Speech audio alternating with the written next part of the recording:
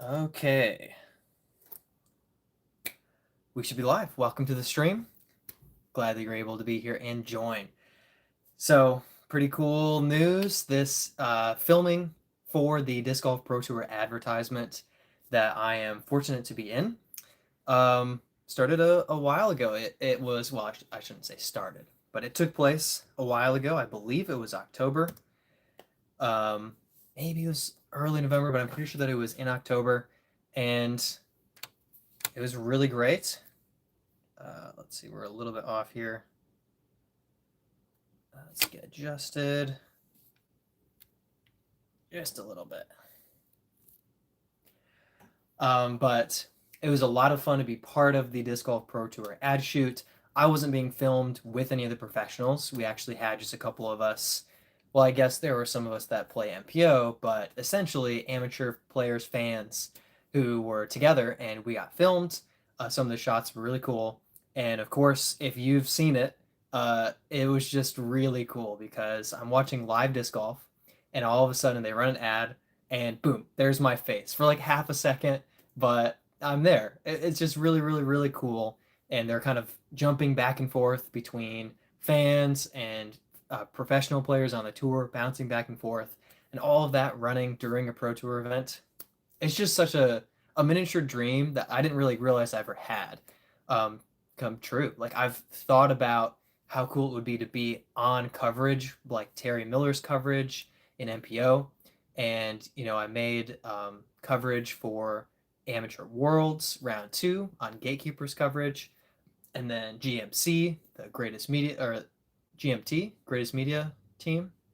Um, Something like that. I think it's greatest media team. For the Charlotte Roar Open 2024. I made that coverage as well, but nothing like the level of the Pro Tour. So I'm not there on coverage, but my face is there in the advertisement. Really, really cool. Dude just says good morning. Somebody just woke up from a long nap, maybe. Zelda says hi. Heck yeah, love the Legend of Zelda. Roger says, I saw you on the ad. Congrats, that's pretty sweet. Thank you very much. It was like I said, a lot of fun. It's a really cool blessing to just be enjoying that. I've had a lot of you guys just to leave comments or even reach out and send me a DM or a message on Facebook and just be like, hey, saw you on the ad, really cool. And so it's just been a lot of fun chatting with you guys about it. And it means a lot to me when you guys recognize me and reach out to say something. So I've had a lot of fun with it, and I really appreciate all of you guys being part of that with me. Really, really cool. Marley on Mars says, hello, been a long time. I dropped my phone in water and have to wait a long time till Christmas. Oh my goodness, that's a long time. I'm so sorry to hear that happened. Wow. But welcome back. Really appreciate you hopping on and being with us. Dude just says the split second star. Yes, yes. I'm a star of a Disc Golf Pro Tour commercial for 3/4 of a second, and there's like 40 other people in the ad. But other than that, like, I'm the star for sure. Brent says, are you helping with the bookshelf tomorrow? Need to know. Have to go pick up the wood. Need to double check the size. I need to build that video I sent. Okay. I'm fine with that. It's up to you, Brent. I'll be there. We can do stuff in the evening, but I'll help you out. Man jumps on the live stream instead of texting me all day long. He could have sent me a text at any point today, and he gets in live stream. He's like, hey, are you going to help me with my home project tomorrow? Brent says a lot on his mind. Of course, a lot on your mind, buddy. Sure thing, bud. Sure thing. Been working. I'm sure you've been busy. I guess I forgive you. Yes, it's whatever. It's your call because we're playing disc golf, and then by the time I'm able to help out, what time frame are we going to have remaining? That's all I'm going to say. Like, that's your call. If you want it to be tomorrow or a different day, your call. Send me pictures of the living room. Thank you. Dude just says, ended up finishing just outside podium. Blame it on a mix of silly mistakes, spotty putting, terrible luck, and playing the course blind. Wow. I would say playing the course blind probably up there for like the worst factor affecting score. At least for me, playing blind can make such a big difference. Sometimes I do better blind, but on average, definitely playing blind is worse. So I can definitely imagine that. That's unfortunate, but good on you for putting it in what, fourth or fifth place for not playing a course before. That's pretty awesome. I wish that I could have followed it throughout the weekend, but I just saw your post on Discord. As if I can't read. As if says, your eye color is so beautiful. Thank you. I appreciate that. Brent says took out all the wallpaper and more today. Awesome. Brent's just at home, like destroying the inside of his house, tearing it to pieces, and then he says, "Let me watch a YouTube video real quick, and I'll just fix it." And I don't know if that's gonna work out in Brent's favor or not, but YouTube, I guess I should speak well of people looking at YouTube videos because you know you're here and everything. So yeah, you definitely should check out YouTube videos for everything. Yeah, spend more time on YouTube, people. It's a good idea. Dude says would have been second if it wasn't for a stretch of 3 holes the second round. Started hot, 4 down through 4, then threw a tee shot right in the fairway, got down there and it disappeared. No way. So, did you have to re-tee that? If you had to re-tee, I've been in this situation before. My first tournament where I had to re-tee, it's such a brutal thing. Ended with a triple bogey there. Next hole, my forehand is perfect, then stands up and rolls into the water. Bogey. That really is brutal. That's really unfortunate to have just a couple of little things go wrong and take you from second to outside podium. That's brutal. That's brutal. My first official tournament that I ever played, I was actually at a pretty easy course, and I was playing really well for me at the time because I was a very fresh player, and got to hole 17 out of 21. No, 18 out of 21, and lost a disc in the woods. So I had to re-tee, and it was really unfortunate. It was like really embarrassing. And my brother was like, I played for 3 years before I ever had to re-tee in a tournament, and you did it in your first tournament. I was like, yep. I mean, I guess if I hadn't thrown such a bad shot, would have been fine. All right, dude just says, ended with a triple bogey. Next hole, good tunnel shot, then right off tree into water. Oh my goodness, 6-stroke swing. Without that, would have been second by 2. Doggone. Lou says, do you have any frisbees I can borrow? I only have one frisbee, but you can borrow it if you want to. So if you want this ultimate frisbee disc, actually it's really yours. I only use it these days as demonstration. But all the rest of these are discs, so I'll have to keep those myself. But you can borrow my frisbee. Yeah, no problem. No problem. Zypher says, Pokemon Fire Red or Leaf Green. I know nothing about Pokemon. I just am aware that there are a billion games. There are so many Pokemon games coming out over like every couple of months, it seems like there's a new one. So I have no thoughts or insights whatsoever to any extent. Sorry. Lou says, I remember Disc Jockey. Disc Jockey. Was that the is that the oh, the Bluetooth speaker?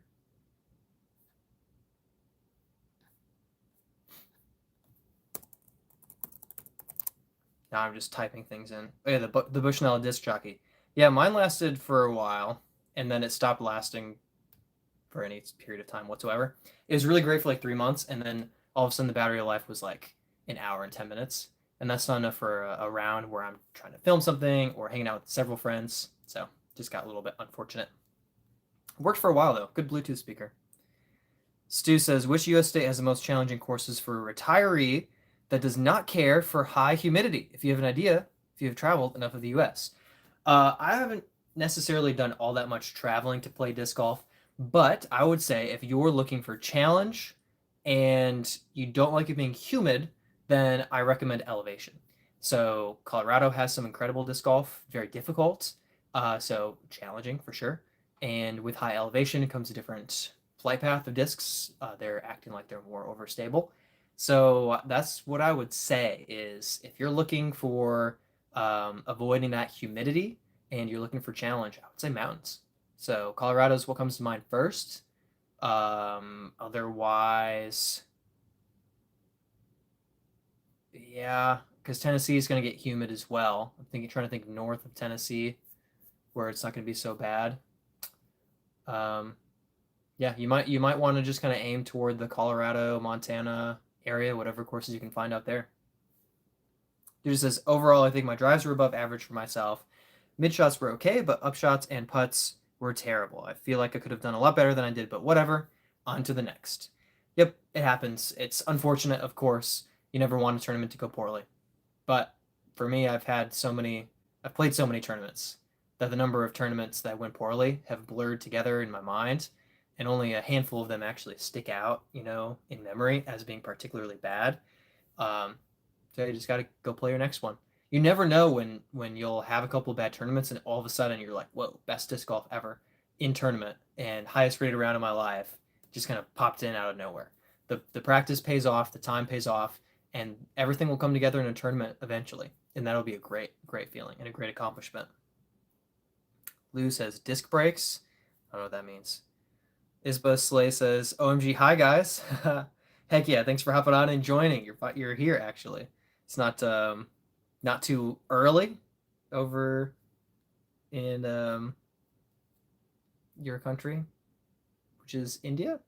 Question mark. Jiki says, "Wow, isn't this guy special with his little jersey and ad? when are we playing tomorrow? Probably 2 o'clock. Yeah." Mr. Chu says, "I'm thinking of starting a series close to Savannah, Georgia, similar to chained actions. Do you have any tips or recommendations?" I can't say that I'm too familiar. I'm not thinking of chained actions. Wait, are you talking about chain reactions? Sorry. Yes, no, chain reactions. Do I have any tips or recommendations? So biggest tip I would say is make sure that you find your concentrated courses that are nearby each other, because you want to put a series together where a lot of people can make almost all of them.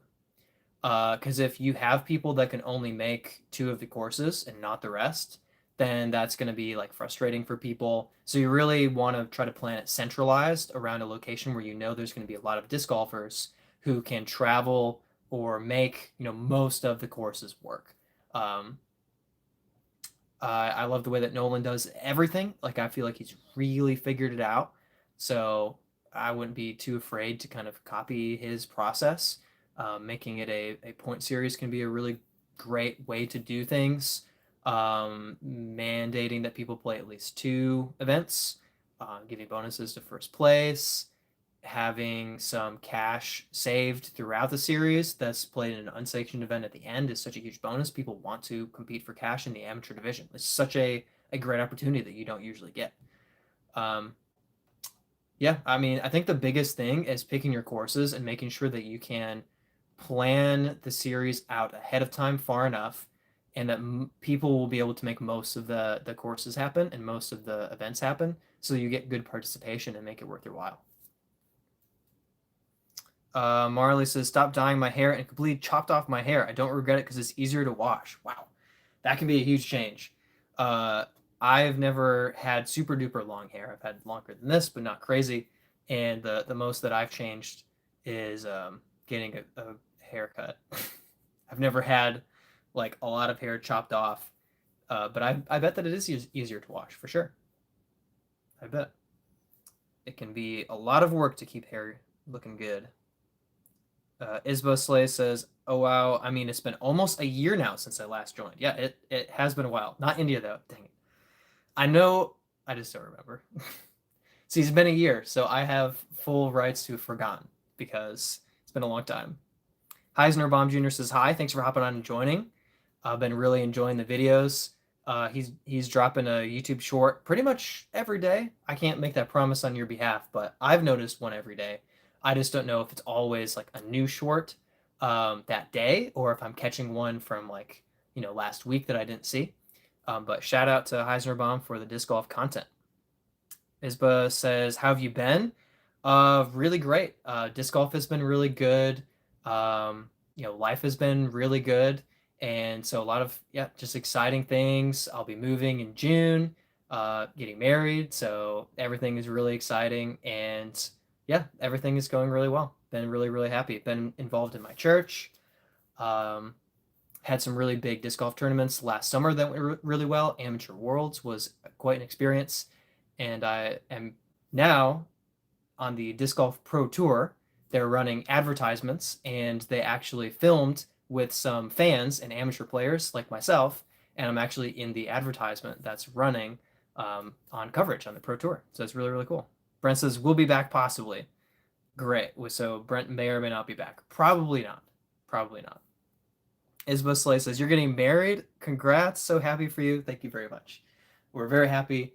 Some slight cameos from the fiance. She has filmed some of my disc golf content, and you may hear her voice behind the camera saying, nice. So she's there. She's not on camera, but she's helping out, pitching in for some of the filming of my birdies and fails and ace runs and stuff like that. So best caddy ever.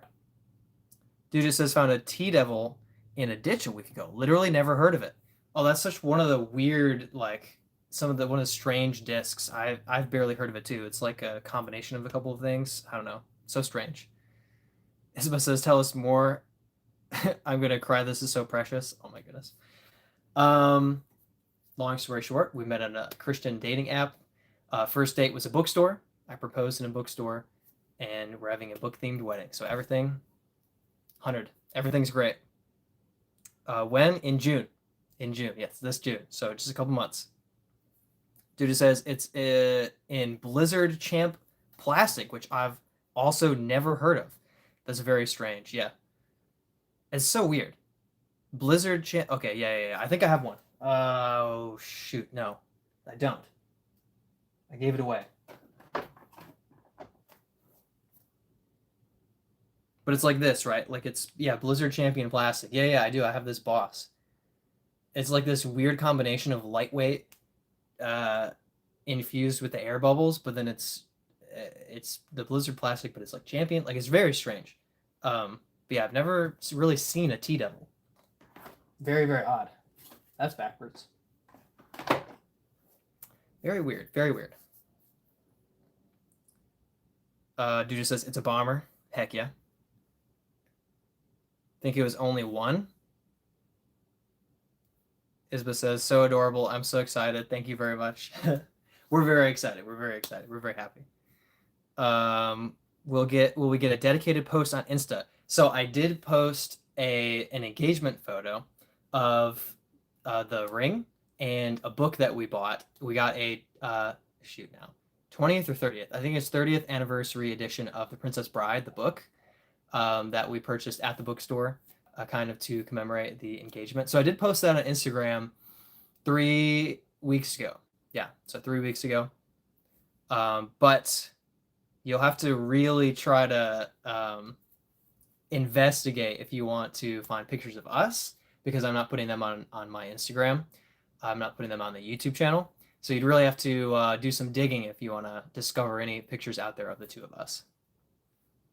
Chief Examiner says, give the old Flynn flick. I don't even know what that means.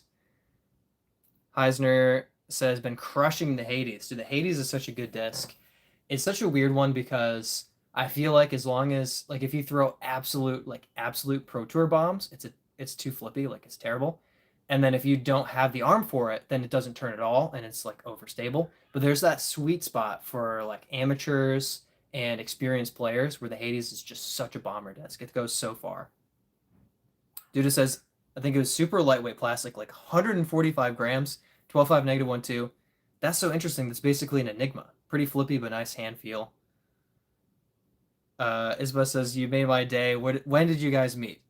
Is it the first book that you guys bought together? It's the first book that we like purchased, I guess, like together as a couple. But the first date that we went on, we each bought like 10 books. So it wasn't the first like book that either of us had purchased while we were together, because on the first date we both bought, but we both bought like our own books. So yeah. And when did we meet? How long have we been together? Since Thanksgiving. So not super long. Thanksgiving last year. So yeah. That would be what, 3 months ish. Dude just says, speaking of Hades, found a prototype Hades during the tournament, absolutely caked in mud. Only throw, only throw I've thrown with it was pretty much flippy. I found a weird disc caked in mud. When was that? Actually, it was at the Olympus course where they're playing the Supreme Flight Open, where they played this weekend. I found a nasty disc just caked with mud, and it was pretty flippy. I think it was a dynamic. Pretty sure it was this one. Yes, it was a trespass, and it actually is in good like condition. Like it's a little flippy, but like it was disgusting, like absolutely just disgusting, caked in mud. And I cleaned it all up, and I'm like, oh, it's actually a good disc. But I do think that it got a little bit baked and a little bit flippy in the hibernation era. Isabel says, "This is making me teary." Oh my gosh. Not roller flippy. No, no, no. The match made in heaven. Oh my goodness. Yeah, well, we think so. I mean, I definitely think that it was God's timing. Is just an incredible blessing. I know that people meet each other on dating apps all the time, but it just seemed to be like very specific, perfect timing, and everything just really, really worked out, and it's been working out ever since. And we're very, very happy, very excited, and so far, 2026 has been a great year. The best ever so far. We had the cutest first date. I mean, we thought so. It definitely was what we wanted because we definitely both enjoy reading and books quite a bit. And so we got coffee, and then we spent 4 hours in Second and Charles bookstore and just kept looking at books, showing each other books, talking about series that we had read, wondering if we would like the book or not. And then, sometimes we would buy it or put it in our cart and then just keep going. Like we had a stack of books from that date, for sure. Actually, I have a bunch of them like right here that I bought from that.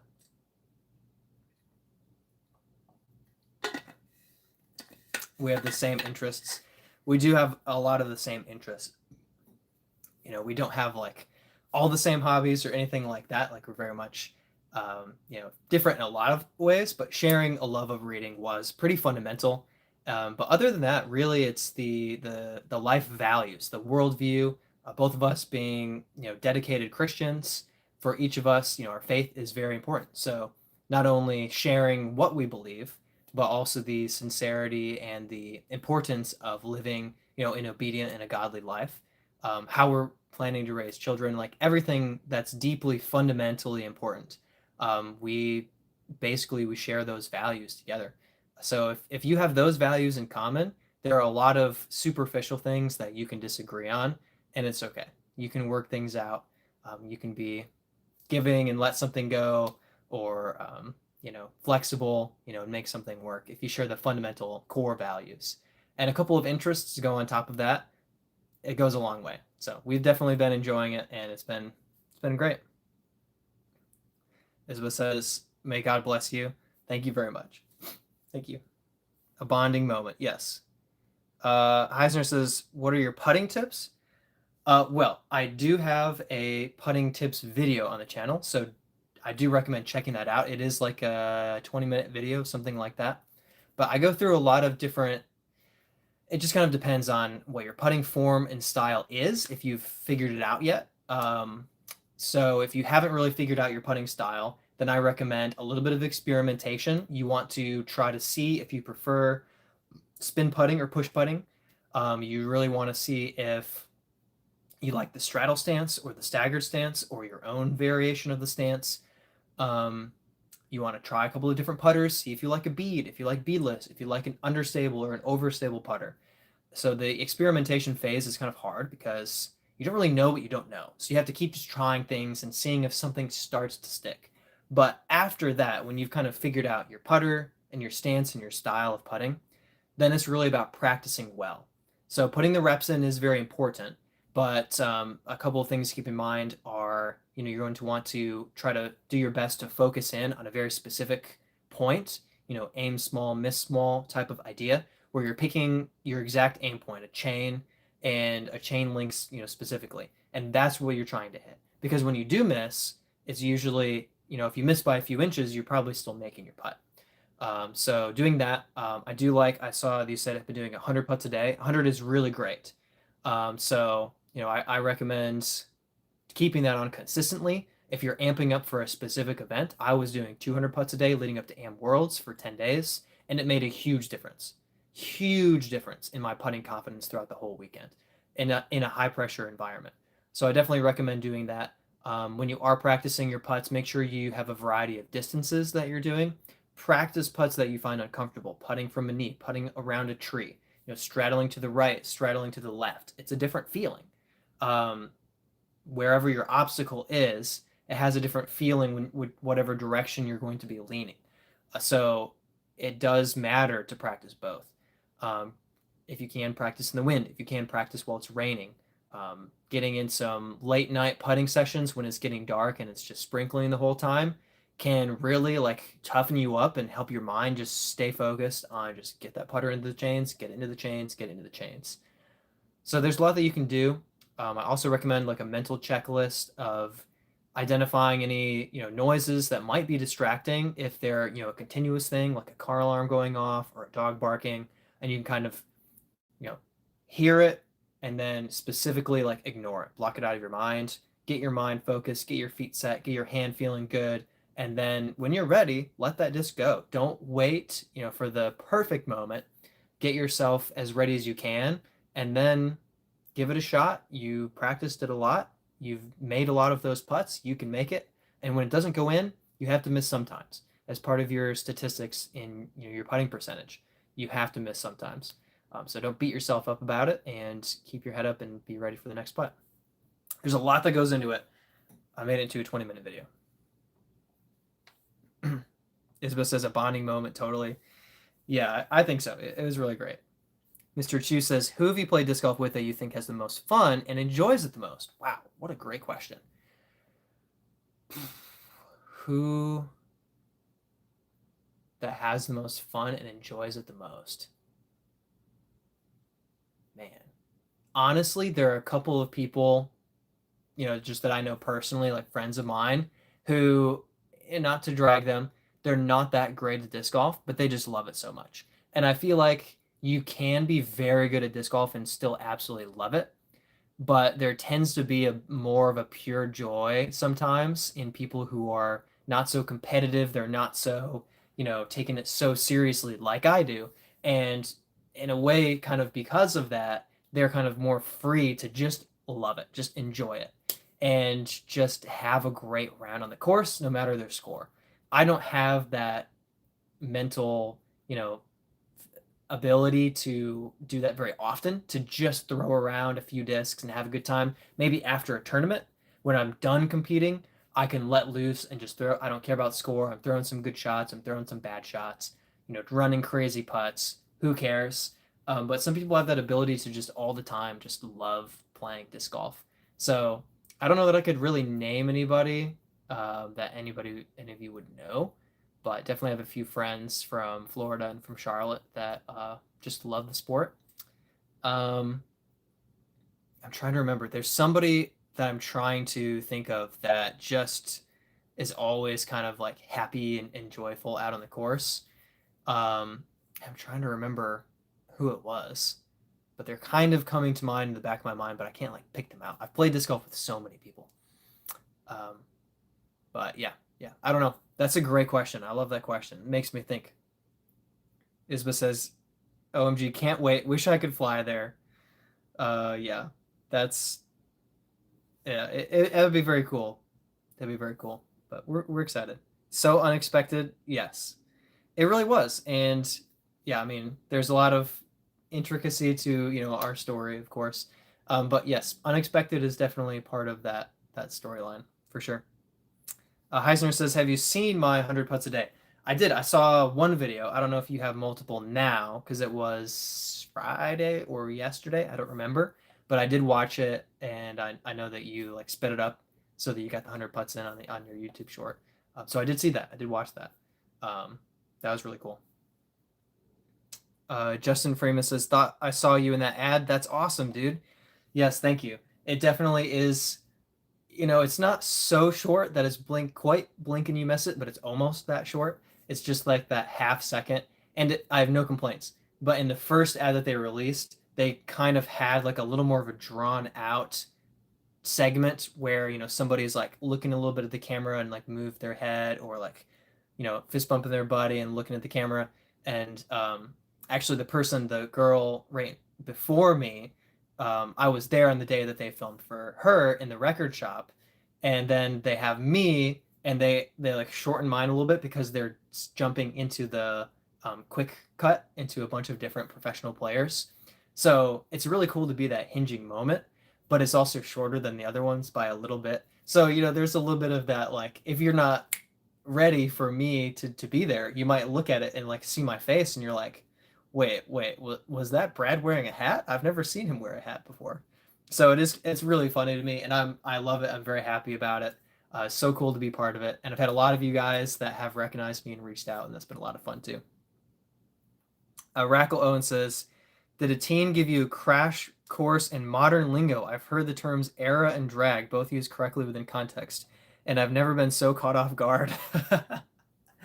I think it comes with the territory of being a youth pastor, is that you have to be good enough to pretend like you know what you're talking about. And you have to be able to interpret. It's like starting to learn another language so that like you're not fluent, but you can catch what's being said sometimes. And if you read it, you can understand what's written there. And that's essentially what it's like. Is it's like a foreign language that I'm like, okay, I guess I should probably try to learn young people, and then I can pick up on certain things. Uh, and every once in a while say something without being incredibly cringy, but it's very rare. And also, you gain the ability to say things in somehow the cringiest possible way when you're a youth pastor, just to make students so uncomfortable that they just cannot handle hearing the word or the phrase come from your mouth. And that, I think that's a calling from the Lord, because that is such a beautifully crafted moment of horror to watch in their eyes, and that is really a blessing to be part of. Mr. Never Miss says it's my boy Parker Austin's first pro tour event for SPFO. Heck yeah, Parker Austin. Well, congrats to Parker Austin for hopping on the first pro tour event officially of the year for the Supreme Flight Open. That's really cool. So yeah, shout out. That's a tough course to jump in on. That's a tough course. How do you do? Rackle says that makes sense. Are you fluent to the point you wouldn't be too shocked to hear someone say that Jesus has infinite aura? I have. Yeah, I would not. I'm not shocked. I understand. Yes, what you're talking about. I wouldn't say it, but I understand what you're saying. Eisner says I have a tournament on Saturday playing 57 holes at a place called Hoover. Wow, holy smokes. Geez, on Saturday, I'm trying to think if I've played more, because I've done a 3-rounder and it's 54, but I think we added a couple temp holes, so I do think that it actually was. Wait, no. I'm wrong. I think it was only 48 because we added temp holes and it was 24. I don't remember. I've done 2 rounds in a day on massive courses. I don't know if I've ever done 3 rounds pushing 57 holes is a lot. Good luck, man. Good luck. Yeah. Wow. I hope that goes really well. I've never heard of Hoover. Raven says, "What is the best disc in your opinion that you've used?" Wow, big question. So, I think it's obvious, but I'll just say it. It really depends on who you are, what the best disc is for you. If you're asking for me, there's a couple of discs that I think are very close to the best for me. I would say that the Brave, the Echo, and the Zone SS are a couple of the best discs for me, because they just complement my form, the way that I throw, the type of shot shapes that I really like, and the way that they just benefit my bag so much. If you're just saying for everyone, I think that I'll just say I think the most popular disc is probably the Buzz. I don't think that the Buzz is the best disc on average for everyone. I think a mid-range that's a little more flippy is on average the best disc for everyone. So I would lean more toward, goodness, maybe not quite a Soul, but maybe like an ESP Soul or something that's just not so like stable, but not so flippy either. Just a gentle understability at a mid range. So yeah, I don't know. Maybe a Fuse or a Compass or something. I mean, I love my Echoes. I need to get that Neutron Echo out on the course soon.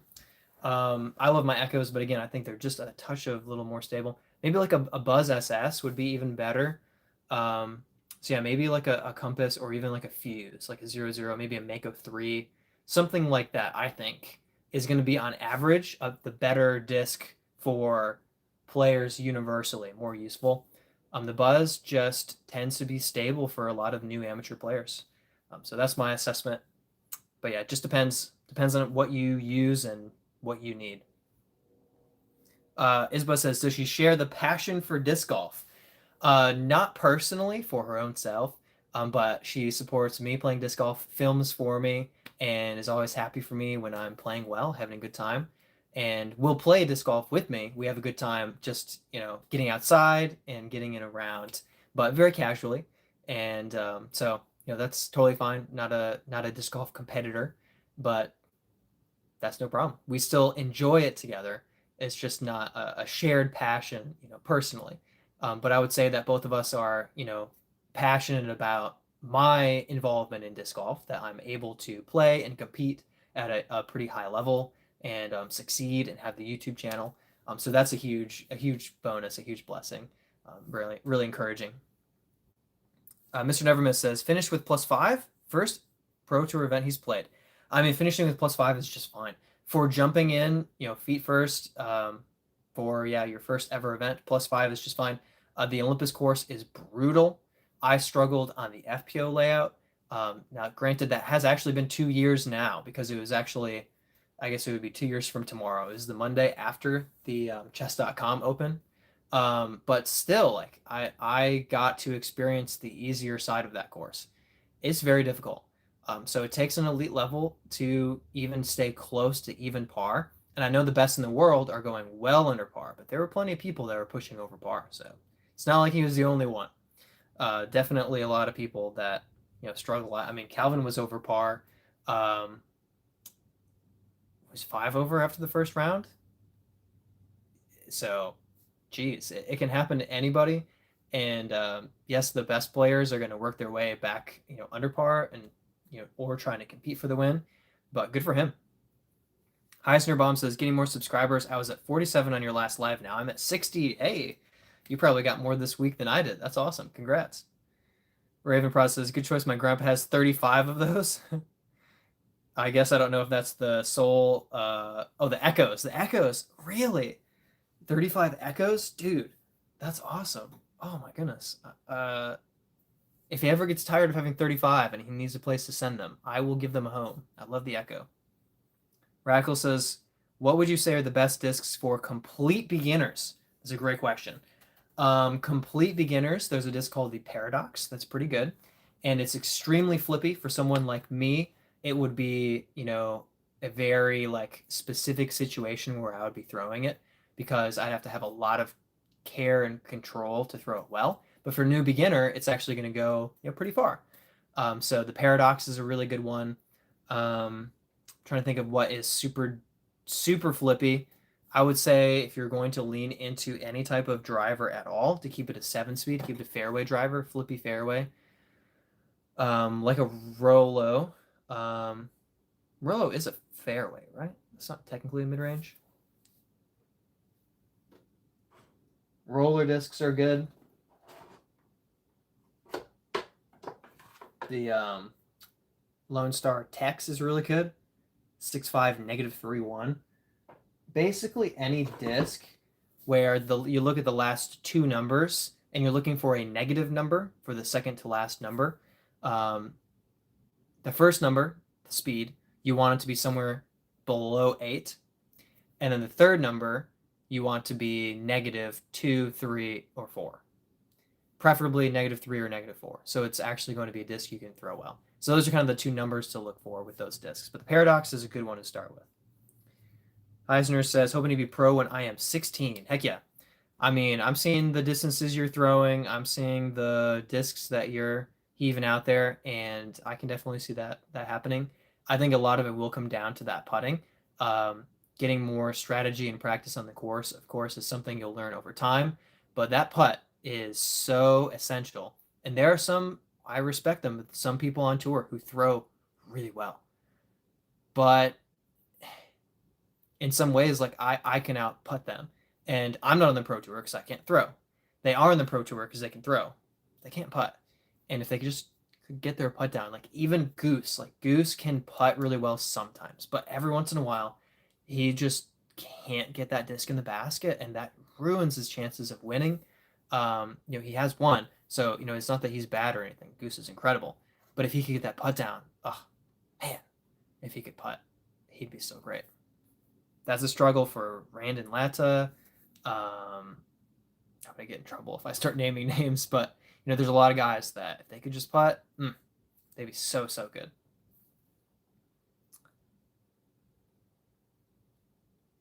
Philo says, I always get bombed when I'm frothing.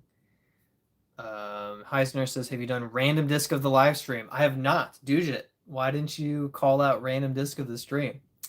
So let's see. Random disc of the stream. We'll go low right side today. Oh, let's go almost all the way over. And ooh, we have ourselves a DD1. So this is an interesting kind of story because I snagged this thinking, man, this is the perfect disc, and I threw it like twice. Poor thing's been on the shelf. I love the plastic. The S-line plastic is an 11 speed, so it should just be like a slower Enigma. But for whatever reason, it just didn't make the bag. I don't know if it's just because I have the Enigma in the bag or what exactly, but there you go. Discmania. I love them. Now I don't know where I got this from. Did I get it from here? We're going to pretend like yes. Raven Pro says, would a Latitude 64 be a beginner? So Latitude 64 is the manufacturer. So Lat 64 has the Brave, the Grace, the Rive, the Fuse. So the Latitude 64 Fuse would be a good beginner disc. The Diamond is a really good beginner disc too. I believe it is an 8-speed, but it's usually lightweight, which makes it easier to throw. So it's a really good for both ends of your disc golf career, when you're young and new and a total noob and beginner, and when you're old and it's harder for your body to handle disc golf. Diamond is a perfect disc. There are a lot of older players that just love their diamonds. They're just a little bit lightweight and they just go so far. Do I still have one here? I do. I have a misprint diamond here, and I'm not sure if it says what the weight is. 155 grams, and that's just typical. There's just a lot of 150 to 160 gram diamonds out there. And one of my first drivers was a diamond, and for a while it was the furthest flying disc in my bag. And then all of a sudden I found out I couldn't throw it far anymore because it kept turning over and cut rolling. And I was like, oh, it works for a long time, but then you get better form, you get better distance, and the diamond is suddenly, not the ultimate disc in your bag anymore, but it's still useful, still good. Hey, Mindy's here. Zach is here. What's up, Zach? Thanks for hopping on. Heisenberg says, when I become a pro, I'll give you a shout out. Heck yeah. That's what I'm talking about. I knew I was making friends with you for a reason. Constantine says, you see the carbon fiber discs? Nope. Nope. Never seen a carbon fiber disc. I don't think, unless it's like a specific thing.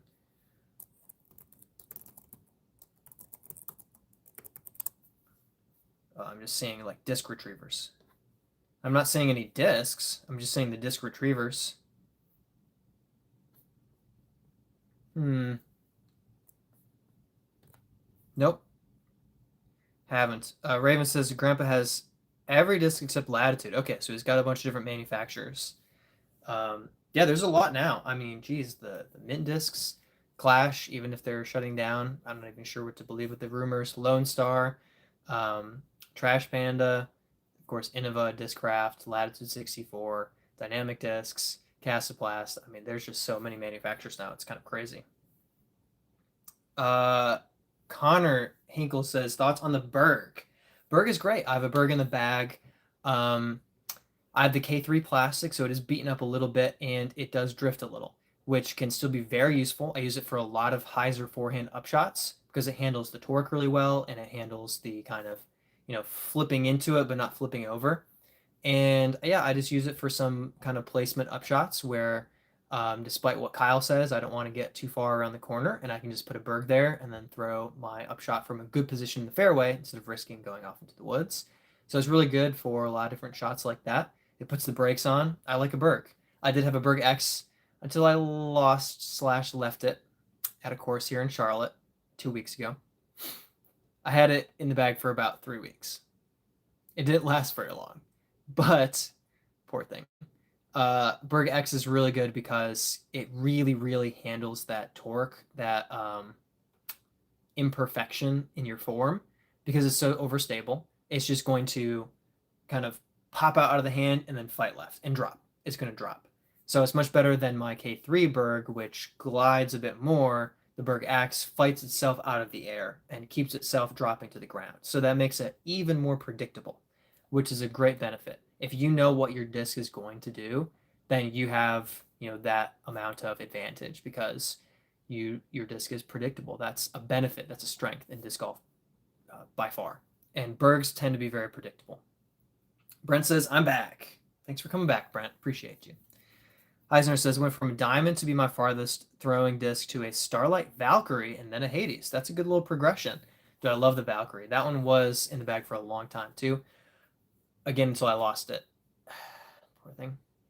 But yeah, Valkyrie is a beautiful, wonderful disc. Doc says, congrats on the ad again.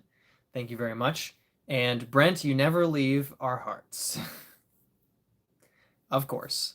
The Brent love. Doc says, Heisner ever tried a heavyweight diamond? I definitely have not used one myself. I think the heaviest is probably 160 gram for a diamond. Doc says, Raven, he has Divergent and Yakun. Yeah, there are so many. So many manufacturers these days. It's ridiculous. Connor says, rip to the Berg. LOL. I have to use it for a tomahawk throw. Or love to use it for a tomahawk throw. Okay, gotcha. I don't dabble too much in the tomahawk or the thumber throws, but yeah, I bet that would be a really good little get out of jail disc, but also so controllable. Like it's just not going to go anywhere. And a lot of people will use drivers for their thumber and tomahawk discs, which can really get them out of trouble, but they can also kind of take off when they hit the ground. So I kind of like the idea of the Berg for that.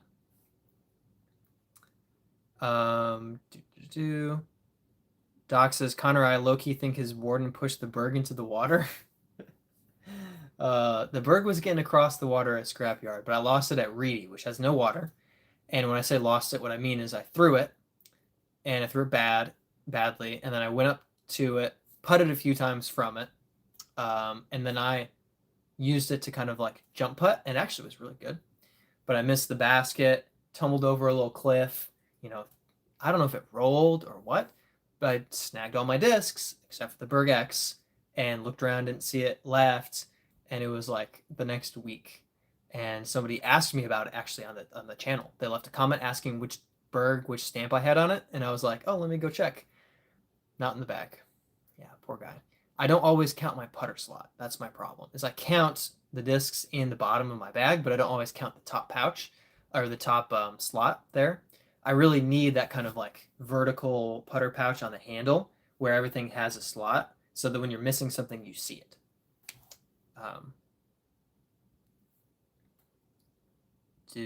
So Heisner says, I've been trying to hit 400 feet. I have 390. Whew.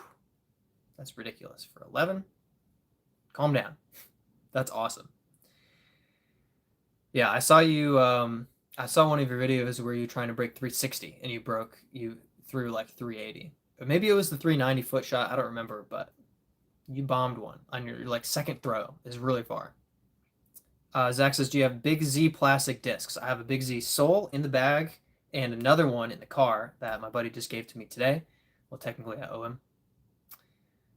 So he got it for me. I'll put it that way. Big Z, do I have? What do I have that's Big Z?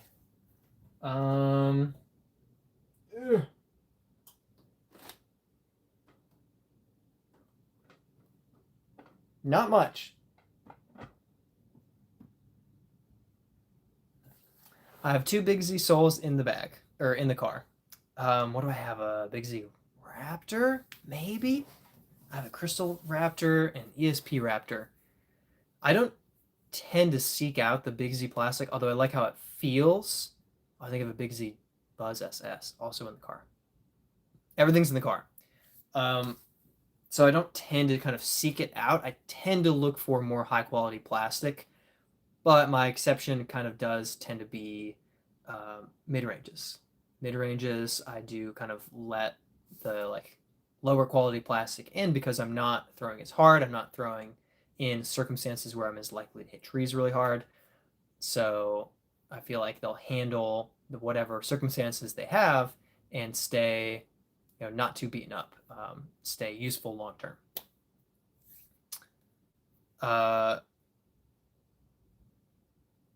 Doc says heavyweight is up to 178, I think. Oh, wow. That's pretty heavy. Isba says, oh, hi, Doc. Yeah, Isba is back. It's been about a year. Raven says, I mean, yeah, like to there being like tons and tons of discs and manufacturers. Eisner says, what is your favorite Discraft disc? Mine is the Nuke. Favorite Discraft disc? Probably the Soul. I would say maybe the Buzz SS because for me, I don't know. It's hard to say because I throw the Echo instead. But I do bag the Soul. So it might have to be the Soul because it's just a hyzer flip dream for me. So I do love the Soul quite a bit. Just introduces a shot shape that constantly impresses, not because I'm great, but because the disc can do stuff that a forehand is usually required to do. And a hyzer flip Soul where you keep it drifting right at the end is just a beautiful thing to see. So I would say the Soul. Arctic Cheetah says, how long have you been playing disc golf? Just 4 years now. So yeah, I played once in the summer 4.5 years ago, and then I didn't play again for months. But then I moved to Florida and I had the opportunity to play year round. Up to that point, I lived in Michigan. And so by the end of the year, I'm done playing soccer. I'm only doing some things inside, but not that much. And I just hated the cold. I wanted to play soccer outside. I wanted the sunshine. When I moved to Florida, I was like, wait a second, I can play disc golf this week, today, tomorrow. I can go play disc golf. So I got a bunch of discs. My brother sent me some discs, and I started playing basically every day. And I've barely slowed down since then. So 4 years now that I've been playing disc golf. Dude says, all right, I'm back. Had to make a Kroger run. Welcome back. Dude, random thought. I love Kroger's chocolate milk. It's very good. Like other brands of chocolate milk, even Fairlife, not so good. Aldi, the Friendly Farms chocolate milk, not worth it. Kroger is really good. And if you're down, it's kind of south, Harris Teeter, very, very good chocolate milk as well. Dude says Zone is the easy option. Zone is very good. I use Zone a lot. But I would probably say Soul than Zone. Let's see. Oh, dude, we did random disc of the stream. I'm sorry we did it without you. Shout it out. So I picked this DD1 and snagged it. I guess I got it used, which I did not even remember that, but I've only thrown it a couple of times. And the poor thing is on the shelf. Just watching the live streams along with all of you. Heisner says, do you live in Georgia? I'm in Charlotte, North Carolina.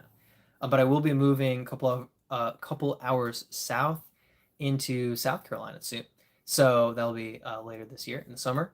And so I'm in the area. I lived in Florida. Now I'm in Charlotte, North Carolina. I've played in Georgia. I played, oh gosh, goodness, what is that? The Freedom in Valdosta. I played in Valdosta. And then I played this like fundraiser clinic that Isaac Robinson and Alden Harris ran. So my brother and I drove down in the morning for one of those. That was very fun. Very cool. He played really well. He took third to them. They played and they took first and second. My brother took third. That was really awesome.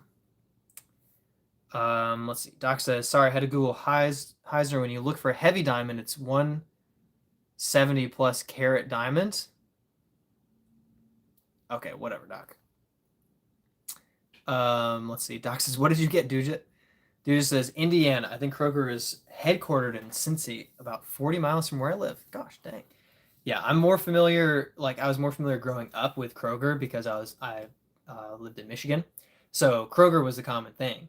And actually, I think it was my mom was coming to visit and asked if there was a Kroger in North Carolina nearby to put an order in. And if you search for Kroger, you get Harris Teeter. Like it just converts it. Like there just aren't Krogers down here. But yeah, I lived up in the Kroger land for a while, but down south, you got yourself a Harris Teeter. Gas and Reese's. Heck yeah, that's how it's done. Arctic Cheetah says that's me in Minnesota currently. MN is Minnesota, right? Because MS is Mississippi, Missouri, Michigan, yeah, Minnesota. The M states are really annoying because like all of them have I's and S's and N's and O's, and that's just, anyways, doesn't matter. Uh, anyway, me in Minnesota, so sad that it snows. Just started almost a year ago. Yes, the snow is brutal, dude. You can play in the snow, but it's just tough. It's just tough. I've done it once. It was enough. That was enough. And it was actually sunny too. Like it could have been worse, is what I'm saying. No, thank you. Doc, you can keep the cold weather and play in that. Not me. Yeah, Florida was a dream. I loved all 3 years I played disc golf in Florida. Charlotte's great, but you know the wet, cold weather lingers for longer. And I'll play, but I get tired of wearing sweatpants and getting all muddy and nasty every week. And I just like to be out there in jersey and shorts and playing my disc golf game. Okay. Let's see. Let's see. Do you have any tips for timing? So the biggest thing for timing is foot placement. So it's always hard to demonstrate it, but basically what you want to do is you can do this physically or you can just think about it. But putting down like a ruler, like a yardstick, down on the tee pad, pointing at your target. And what you want is for that kind of yardstick that's set down, you want your back foot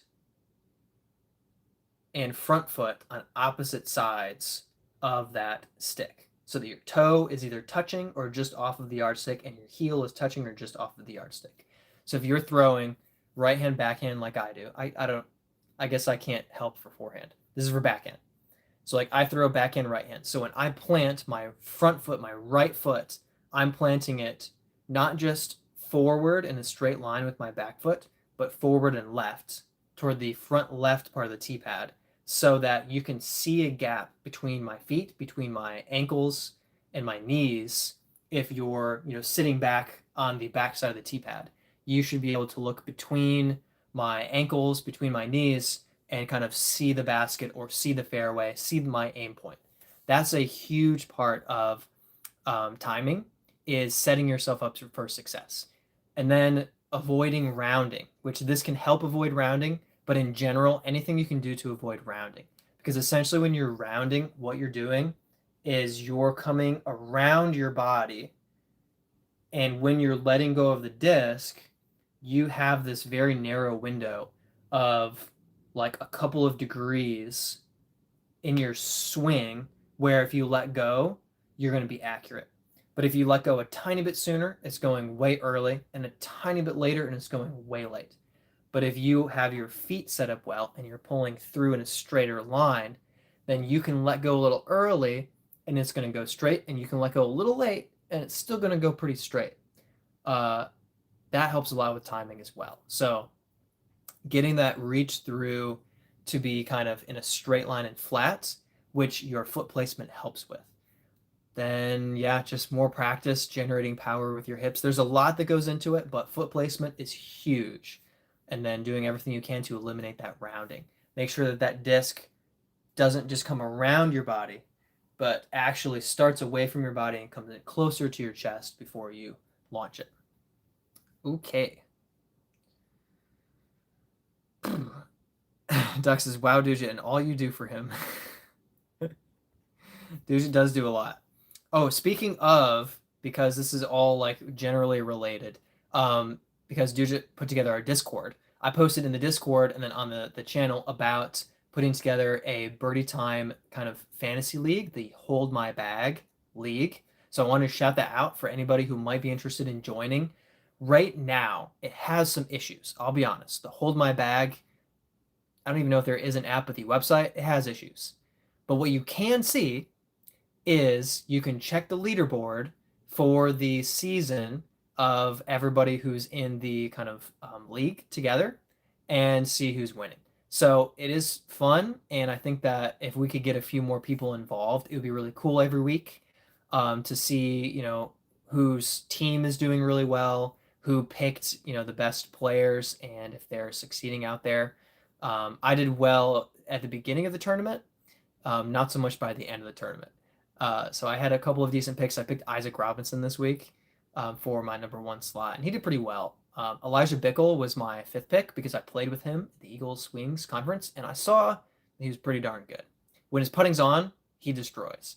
So I chose him, and I think he was kind of a sleeper hit that nobody knows about. But I happened to meet him and play with him, and I saw his abilities, and he got me a lot of points.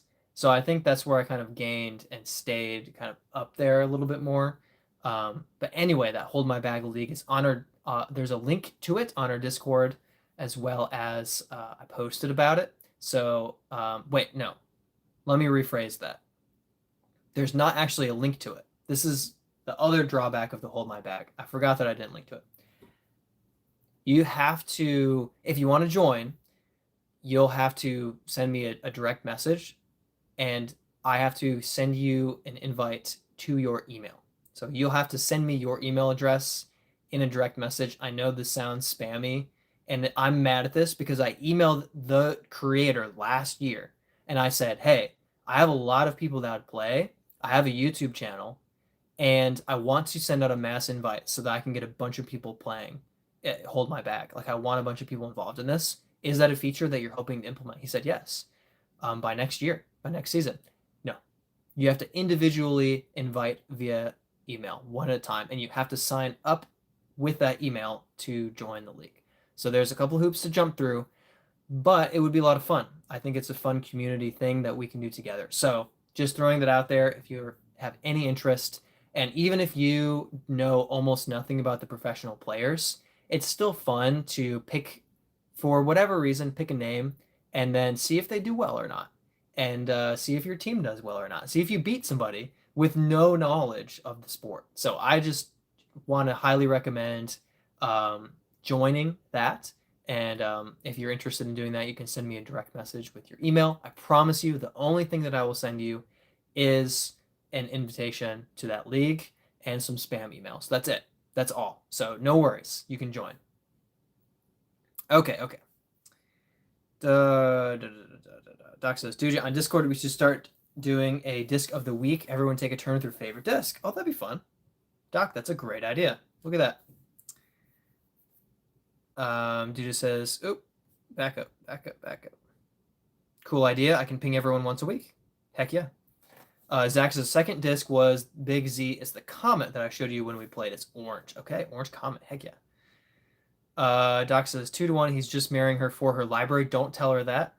I mean, 1,000 books is 1,000 books right now. So I've been cataloging all of my books. I've never counted them before. I'm over 200 right now, and I still have several boxes of books, but I don't think I'm going to reach 500. So what can I say? I know what I'm doing. Heisner says a month ago we got 20 inches of snow. Oh my goodness. Rackle says, Doc, can you blame him? Thank you. No, I don't think you can blame me.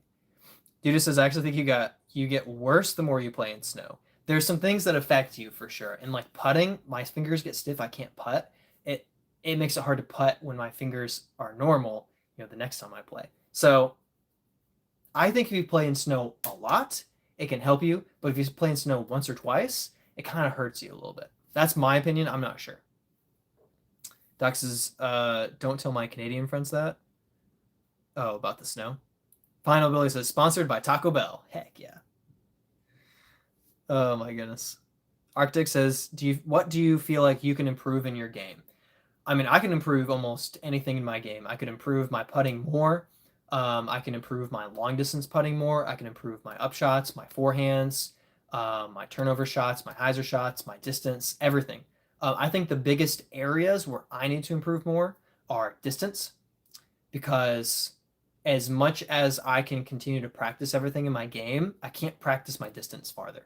So learning to throw far is a big part of what I'm lacking in my game and what distinctively sets me apart from the Pro Tour, because I have a better putting percentage than a lot of guys on the Pro Tour.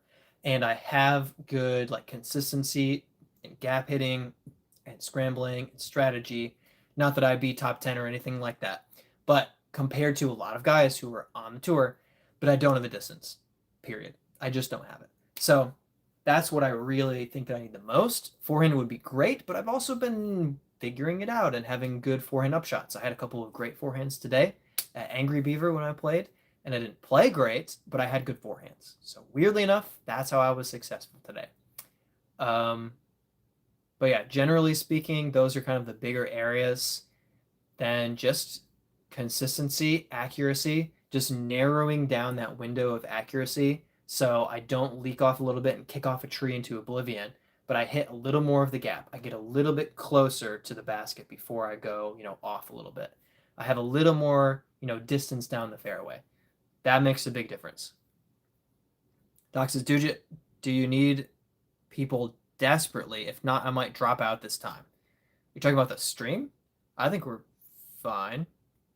We're good. Heisner says, making a new friend accomplished. Heck yeah. Billy says, infinite tacos. Infinite tacos, I love it. Doc says, Billy, are you a genius? Throws with Anheuser. Yeah, that's good. Oh my goodness. Doc says, you're not at Brent's level in my eyes, but you're getting close. Some days I am. Brent's at he's at an unhinged level of manic talent that he'll just come out of nowhere with 1,030 rated rounds, and then he'll play like a 910 rated round, and then he'll quit for a month or 2 or 3 or 4, and I just won't play disc golf with him or see him ever, and then he'll probably come back and play another 1,040 rated round. Like, he's a weird one. Eisner says, I might caddy for Paul McBeth. That'd be super cool. That'd be sweet. Doc says, yeah, I read and toss too, Brad. No for the fantasy league if you really need. Oh, no for the fantasy league if you really need people, I'll do it. I will say that we do kind of need people, and I'll also say that the way it works, which I didn't explain it, you don't get like matched up one-on-one. You're just in a group. So every week you just see who has the most points and who has the second, third most points. So there's no one-on-ones. There's no, oh, so and so's injured this week, I need to pick someone. Every week you just get on and say, you pick 5. You say, who do I think from this tier is best at this tournament, this course, and from tier 2, 3, 4, 5. And then you're done. There's no micromanaging. There's no long-term making sure people on your team aren't injured or that you're making trades. Nothing like that. Every event, you just have to make your 5 picks before it starts, and that's it. And then you just see who, in the group does the best. So there's really not too much to it. And it is kind of like a quick thing that doesn't take time. And there's no like embarrassment of losing one-on-ones or anything like that. It really isn't a fantasy league so much as just a, pick 5 every week for disc golf. But as a community event, I recommend it. So, I'll say, it would be great if you could join, because right now there's just 2 of us. So like just getting to 5 would make it so much more interesting and enjoyable to have 5 people, making their picks every week and saying who happens to get the most points is going to be like way better than, just 2 of us, which is what it is right now. 3 of us if you count my test account to see how things worked. Angel says, God bless you. Thank you very much. And I hope that God blesses you as well. I hope that, all of us consider, what God's influence is in our lives. And as a Christian, I want what is best for all of you guys. I love you all. And in my eyes, of course, that is knowing God and being in right relationship with him. And that means trusting in Jesus as your Savior. So I hope that God blesses all of you in your lives, and especially in that form. But either way, you guys are important to me, and I care about each and every one of you. Arctic says, how do you plan on going about learning to get more power? I'm in the same boat too, where I can hit gaps in shot shape, but distance is my weakness. Do you have any mental putting tips? I would say I do have a putting tips video on the channel, and that's where I take the most time, especially in the second half, or maybe the last third of the video. I talk through my mental putting tips. So I kind of have this quick checklist, but I explain how to go about it. So I recommend looking up that video. It's just called Putting Tips on my video. Maybe it's technically called How Do I Improve My Putting? I think that's what I titled it. So I would look that one up. I recommend it, and that will give you 8 minutes of me explaining it versus 30 seconds. But basically, a huge mental thing is recognizing that you're going to mess up sometimes, and the more that you practice, the more familiar you are with putting from 20 feet, 30 feet, 40 feet, 10 feet, whatever it is. The more comfortable, the more experience you have, the more comfortable you are, the more familiar you are with it, and the more realistic you can be.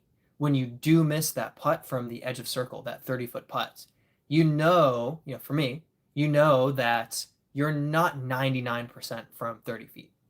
You're not 98%. So you know that when you miss it, it's going to happen.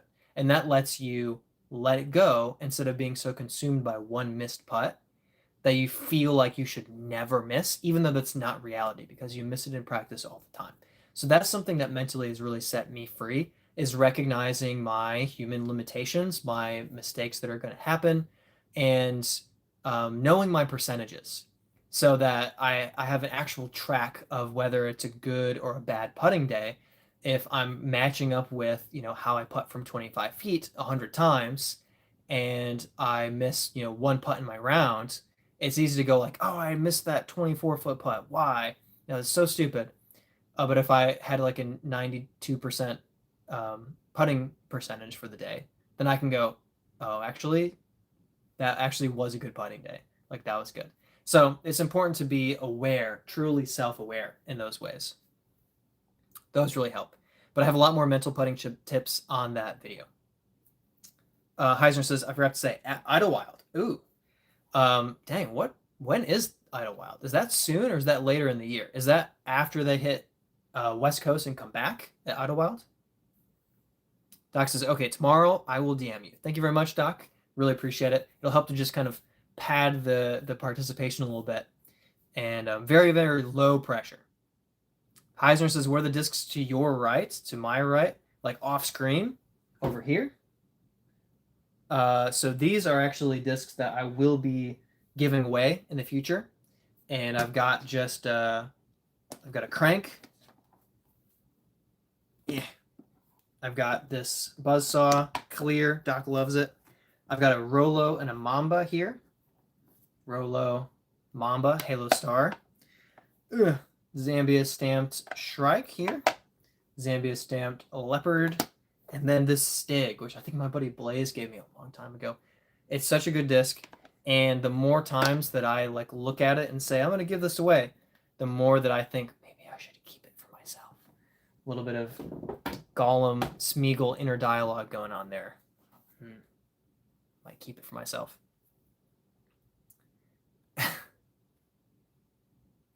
Final Billy says, push taco and spin taco. I'm sorry, I keep saying putt out of habit instead of saying taco. It's so on me. That's so on me. Doc says, also someone remind me to check on my fantasy football account. I need to get another quarterback. Yes, I will also remind you to check on your March Madness account. Final says, white disc bottom right is a zone. Are you talking about your bottom right?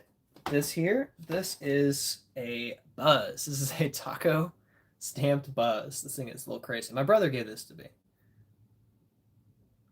Wog says, what is your max distance? So my max distance is 440. I don't hit it every time I attempt it, but that was with a wild honey, and it was actually my first throw with the wild honey, and I have yet to kind of match that full power shot, that full flight, but that is my max distance on flat ground. I've thrown 500 feet downhill and almost hit my own car in the parking lot. But, yes, so 440 on flat ground is my max right now, but trying to work on it. I know it's not about strength, it's about form, but I'm trying to work on it. One of the things that I'm also trying to do with increasing distance is I'm getting a forehand lesson from a friend who says he can get me throwing over 400-foot forehands, which I'm very keen to find that out. That'd be great. But yeah, just doing more field work and shifting my perception of my form and timing. There's a few things that I want to try out, but I'm so locked into how I do things now. And when I'm competing all the time or practicing all the time, it's not, time to try to deconstruct my form. So I'm going to try to add a new type of throw, and it'll be the distance throw. Like I have a forehand and a backhand. I'm going to try to add a distance throw where I grip a little differently and stand or step a little bit differently, and then just try to throw a distance shot. But I'm not sure how to handle that mentality yet. I'm working on it. Up here.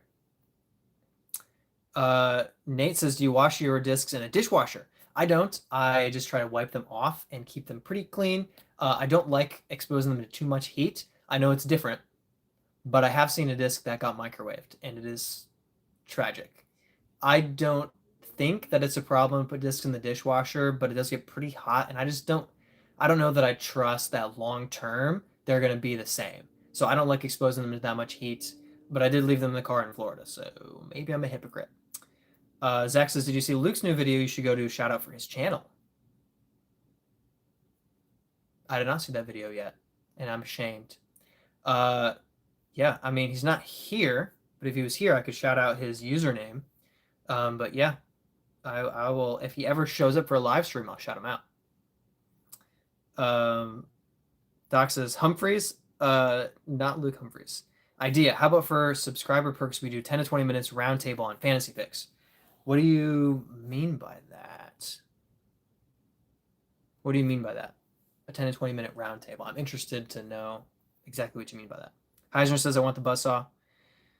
Whenever I try to give it away, good luck winning it. I need to give something away for Easter. When is Easter, guys? When is Easter? Is it April? First week, April 5th. Okay. We have a little time. Giveaway coming soon. Also, I need to send out the 2 giveaway discs. I finally got a response for the It. So finally, the person who won the It will be getting it. Doc says, again, buzzsaw, only clear disc, not on my favorite list because I love the color combos. Judas says, how do you end up getting a chance to caddy for him, Heisner? Was it random or did you reach out? Might see if you do caddy for him. Judas says, what buzzsaw? I missed it. Not paying attention. Ugh, just hanging out here a little bit off screen. Clear buzzsaw. I don't know if this was AM Worlds or US Amateurs, maybe, that I got this. Off screen. The clear one. They might get sort of warped in a dishwasher. That's just something I'm not even necessarily like worried about, but in the back of my mind, I'm like, is it worth the risk? No. So I don't dishwash anything. So no, I would just clean it off. I'd run water, maybe warm water, and then wipe them off. But generally, I don't clean them too much. I really just kind of keep them, somewhat clean out on the course and just use a rag. Which, gosh, I need to grab my rag. I have 2 rags in the car that are gross muddy. I need to grab this. Doc says, dude, that would be a great Trash Panda video. Do videos on myths about what would ruin a disc. That's a good point. That's really true. That would be interesting. Doc says, perk idea. We would all get in chat, talk about rumors, etc., help each other with our picks. We get to pick your brain because we get perks. Are you saying for the channel members? Or are you just saying... So you're saying like it's a perk for channel members, people with channel memberships? I like the idea a lot. Channel members. Okay. So I like the idea a lot. I would have to think about the practicality, because if I were to do that, I would want to set a time every week where I would always be available every week for a time slot. And yeah, I want to be very consistent with that. And right now it's a little bit harder to give a every single week consistent time slot like that, but it might not be very difficult, after like in July, for the rest of the year. So I'll have to give that a lot of thought, but I do like that. I like that as a perk, and I think that'd be a lot of fun. Yeah, for sure. Yeah, I'll think about that. I'll think about that one. Or just subscribers. Yeah.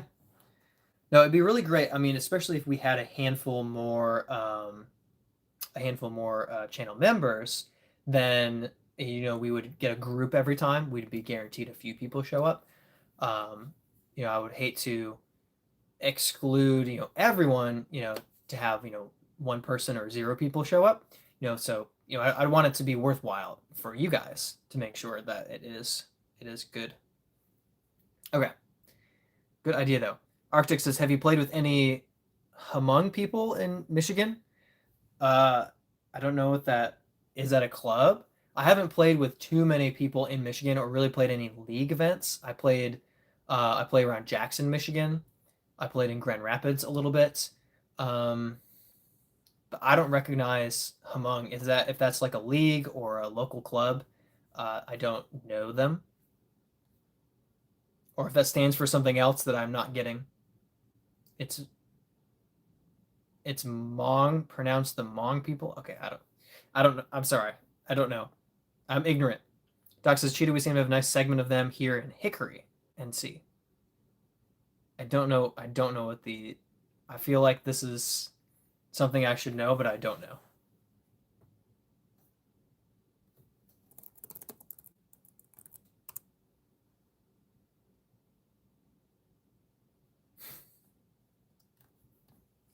Um. Oh, now I kicked my. Okay. Heisner says, have you checked out JCT disc golf? Yeah, JCT comments a lot, and it makes fun of me punting with a warden because he thinks that judges are way better. So yeah, definitely know JCT a little bit. Arctic says, plenty of us in Minnesota. Okay. Doc says I missed a couple. Doc says, Cheetah, we seem to have a nice segment of them here in Hickory. Arctic says, nice, plenty of us in Minnesota. Interesting. Okay.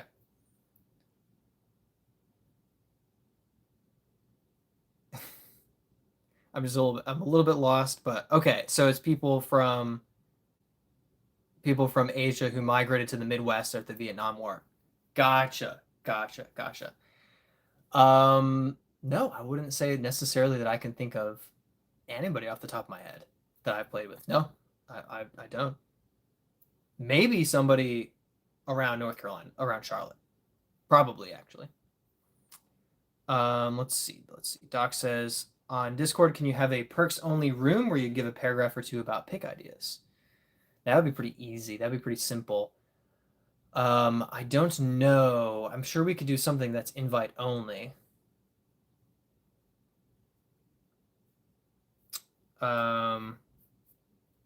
Not sure. Arctic says, do you have a job or is disc golf your full-time job? Great question. So this is actually a fun little bit of news to drop on all of you.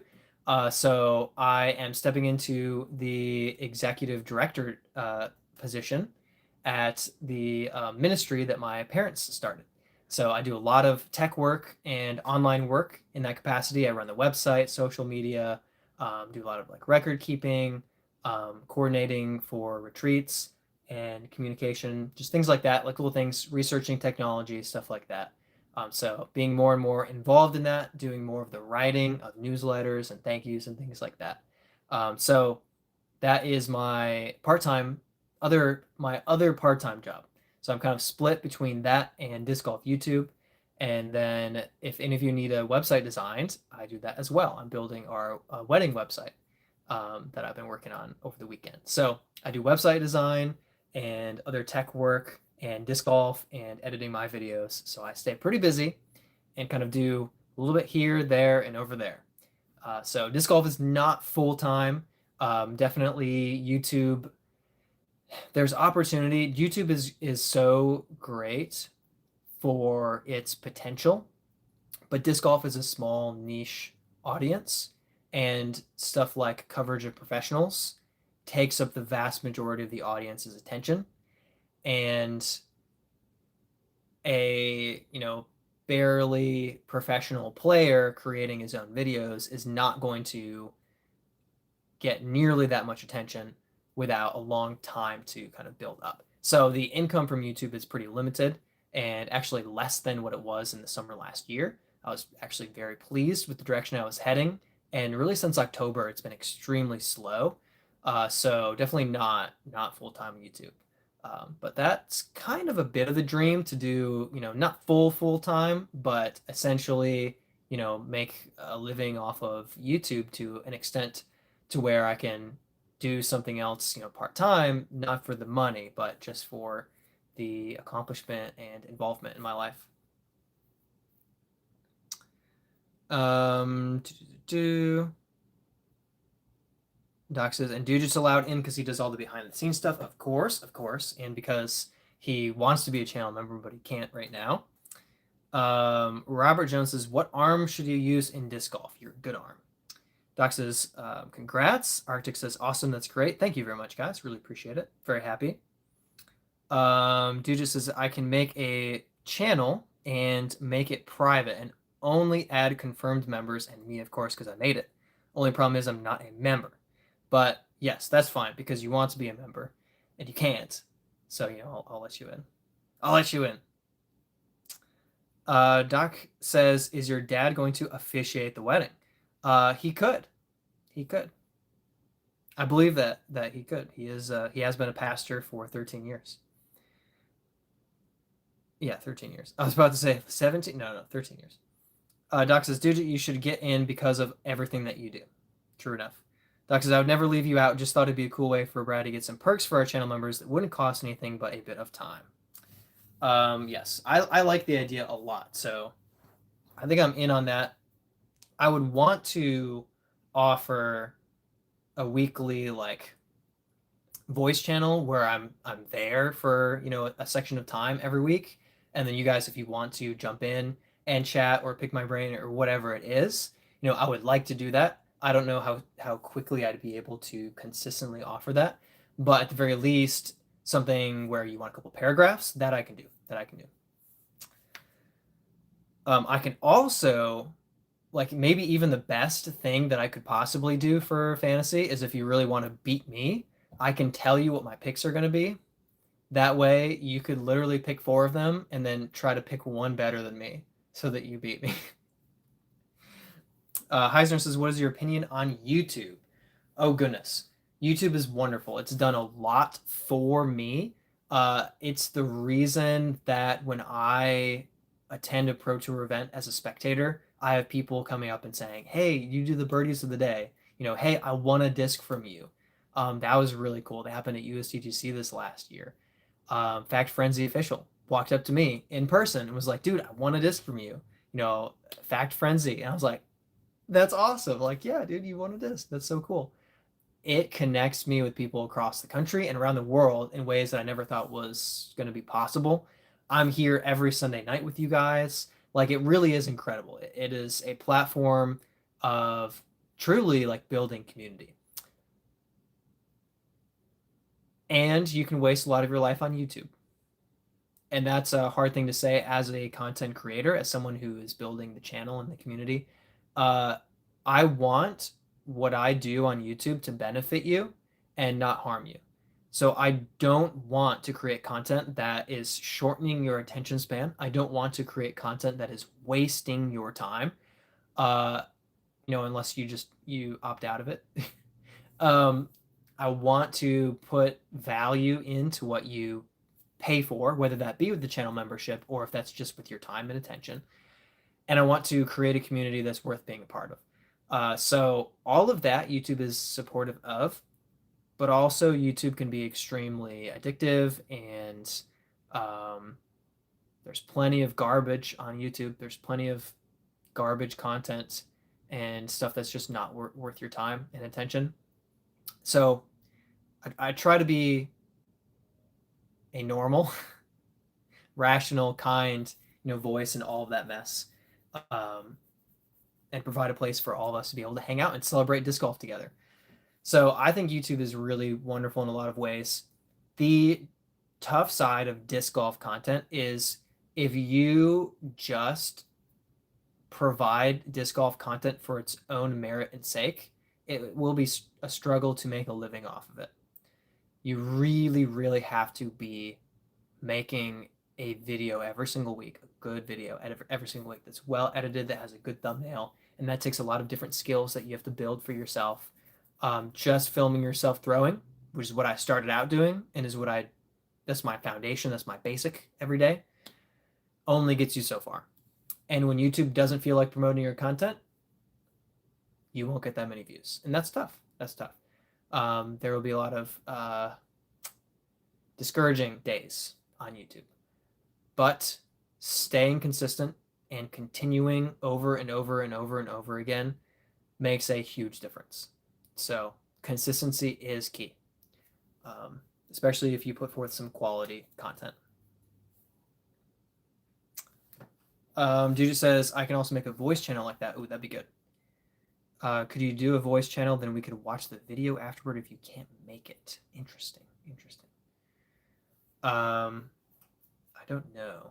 I don't know if the voice channel is like a live stream where you can watch afterward, or if it's like a voice channel is where we could all talk to each other in the time, and then when I leave, sort of start back up a channel to help with that. Okay. This is stuff that's kind of beyond me, so I'm trying to understand Discord. Arctic says, how long have you been posting on YouTube?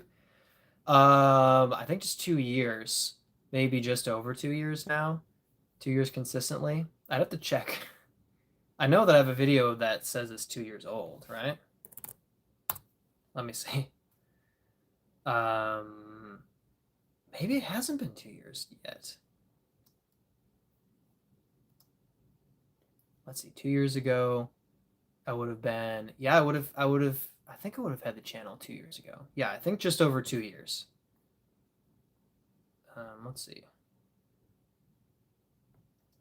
Go to my YouTube shorts. I'll go to my oldest. Let me see if I can look up the description of my oldest YouTube video. Oh, that's great. I just called it Ace Run 144 feet. Can I not look at this while I'm live? Oh, there we go. Oh, my form is terrible. Where is my description?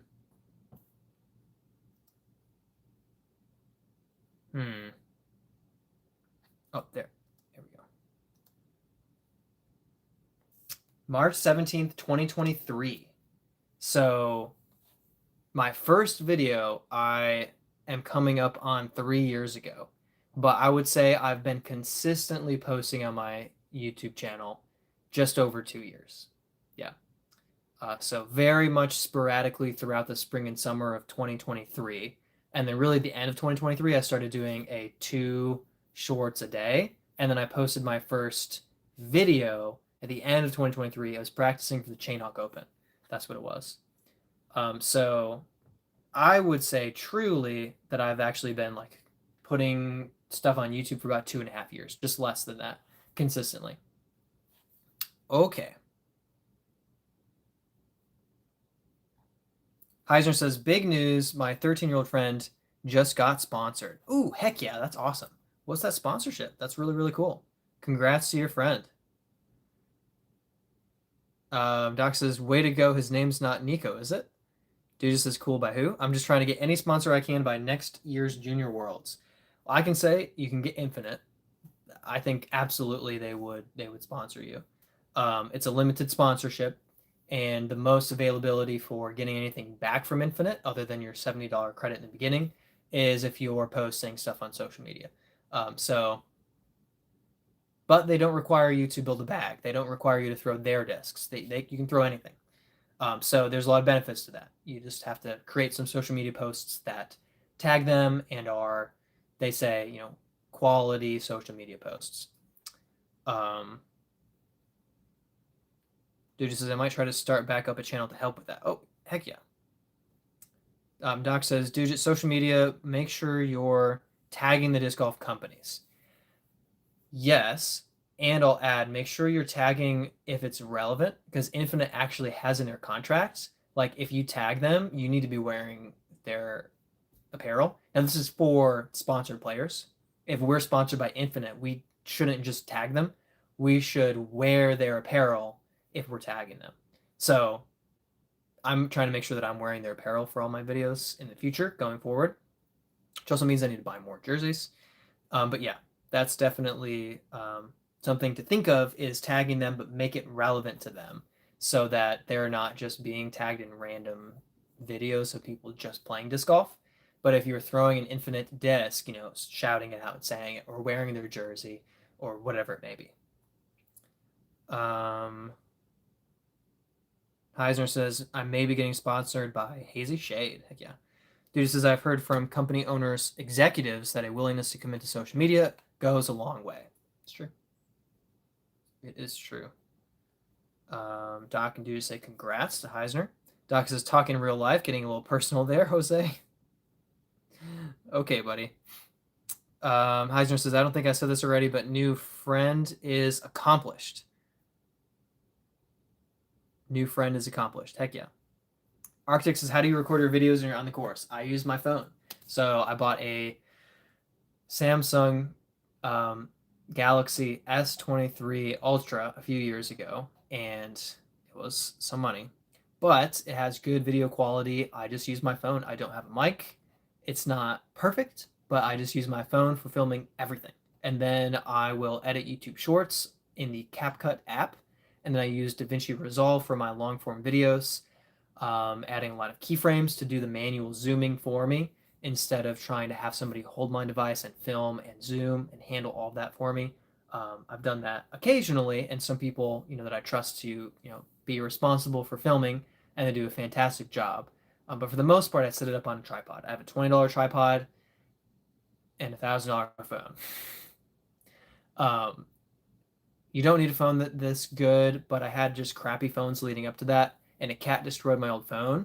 So it was time to get a new phone, and I was like, I want to invest a little bit in my disc golf channel and my disc golf future and get a nice phone. So I did that.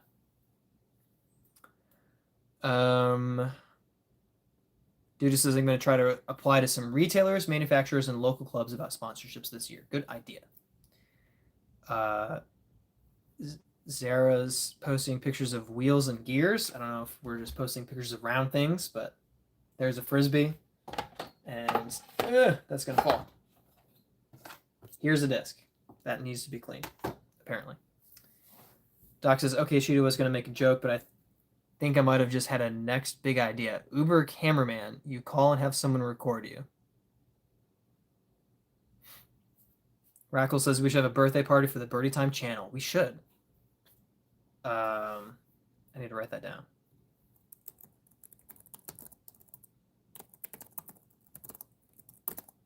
I said March 17th, right? I think I said March 17th. Hey, Raven's back. Doc says, Rackle, only if Brent comes. I think it's not in person. You said you don't want to be IRL anyway. So Brent would be there online, or able to be there online. Does Amazon still let you have people buy off your website and you get a kickback? Because Amazon sells like everyone's discs. I don't know. I really do need to just create a Birdietime disc golf website. I don't know why I haven't done this yet. And to do that. Doc says, or Rackle says, Doc, there's no point in celebrating without the true MVP, so he'll be there whether he wants to or not. Who are we talking about? Not Brent. Arctic says, do you also bring a tripod with you? Yes, I have a tripod here in my room that actually one of the feet fell off, and I have an identical one that I keep in my car, and it just has adjustable legs that you can adjust individually, so you can handle filming on a hillside. My first tripod just had the kind of like, the base was really like tight, close together, and you couldn't adjust the legs individually, so it would fall over all the time. You don't want that. You want the, I can't describe it very well, but you want fully adjustable separate legs for it. And it's only like $25. Heisner says, want to get sponsored by Discraft. That'd be a good one. Tom says, I saw you on that ad. I had to rewind and screenshot to show you like you don't know. Congrats, man. That's really cool. Yeah, it's been really exciting. And everybody that sends me a screenshot or texts me about it, it's been a lot of fun. And yeah, every time I'm just watching and I hear the guy go like, whatever he says, like, disc golf is for everyone, or disc golf is for all of us. And I'm like, oh, I'm in that ad. And I like to watch it too many times, but it's been a lot of fun. So it's really, really cool. I'm very happy about it. It's crazy to think that there will be iterations of that advertisement throughout the Pro Tour season, and that you guys are going to get sick of seeing my face. I understand most of you, I allow that. You can get sick of seeing my face. I totally understand that. That's totally fair. I get it. I looked in a mirror enough in my life, but it's very, very cool. Very happy about it. Doc says, could we get party hats and attach minis to the tops? Oh my goodness.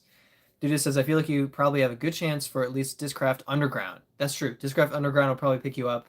They have some good perks if you win tournaments, especially B tiers. You get some discs. Yeah.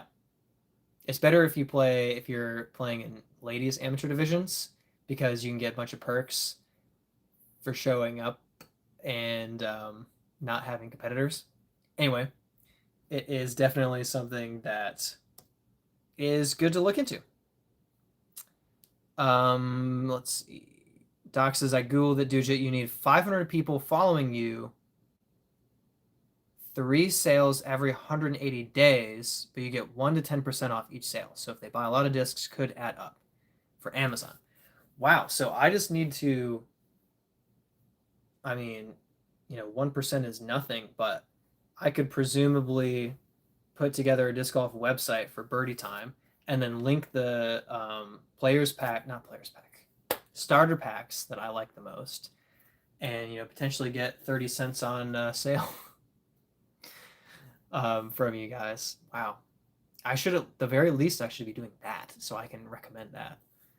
But I also want, what I really need is, what really needs to happen is Infinite needs to get a little wise and realize that what they should do is give me a promo code for 15% off, and I get 10 of that percent of that 15% off, and you guys get, Infinite doesn't get the 100% of that sale, but they get incentivized sales. They pass some profit to me, and you guys get a discount. And that is what they need to do, because I would recommend, I already recommend people to Infinite, but I would directly say, here's a promo code, buy the disc, use my code, we're both going to benefit from it, and let's do this thing. Infinite needs to get wise. Eisner says, Infinite Discs, they should change their name to Birdietime. Oh my goodness. I love it. I love it. Sports is 3%. Okay, 3%. Nice. Dude says, I don't care about making money. An affiliate link wouldn't do much. I'd rather just get a disc golf specific sponsor. I like the idea of affiliate links better.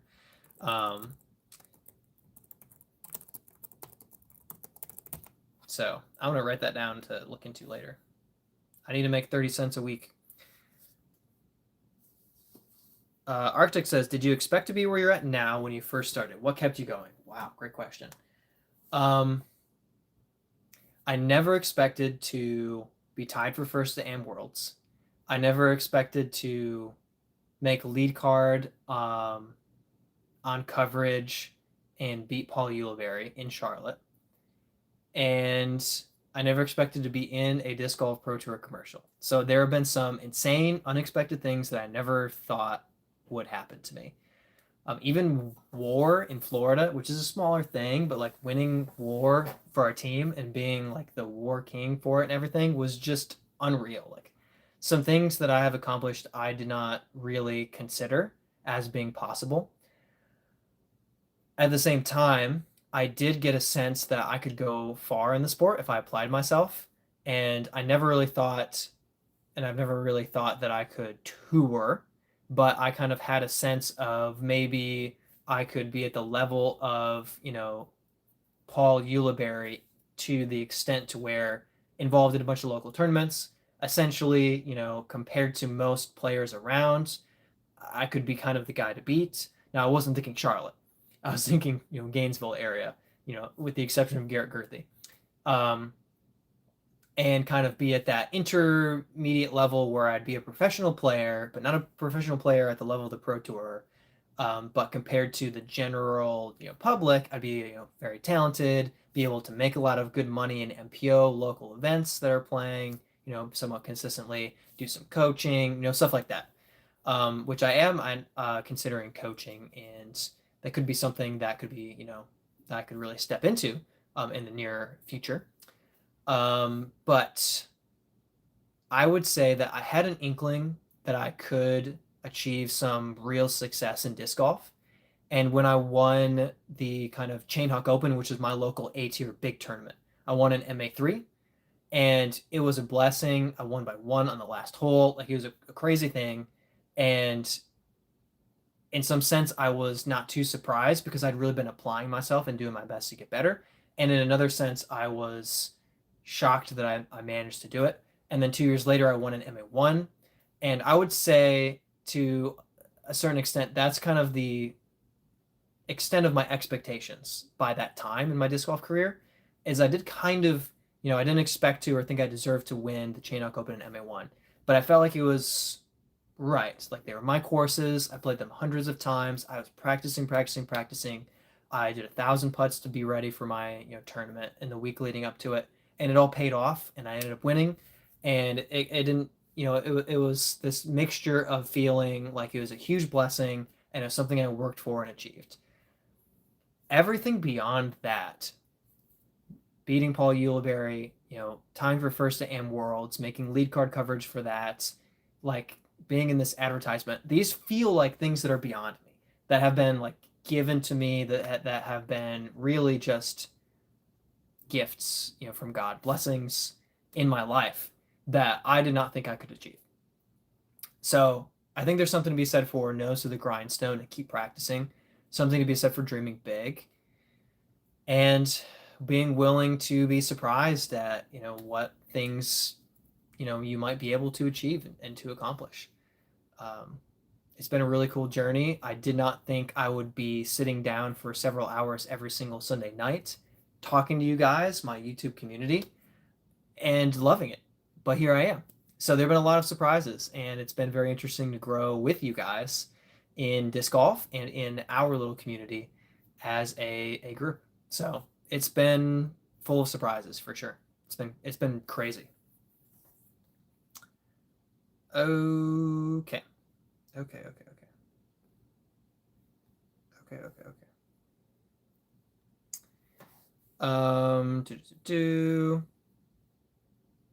Man, I fell behind really fast.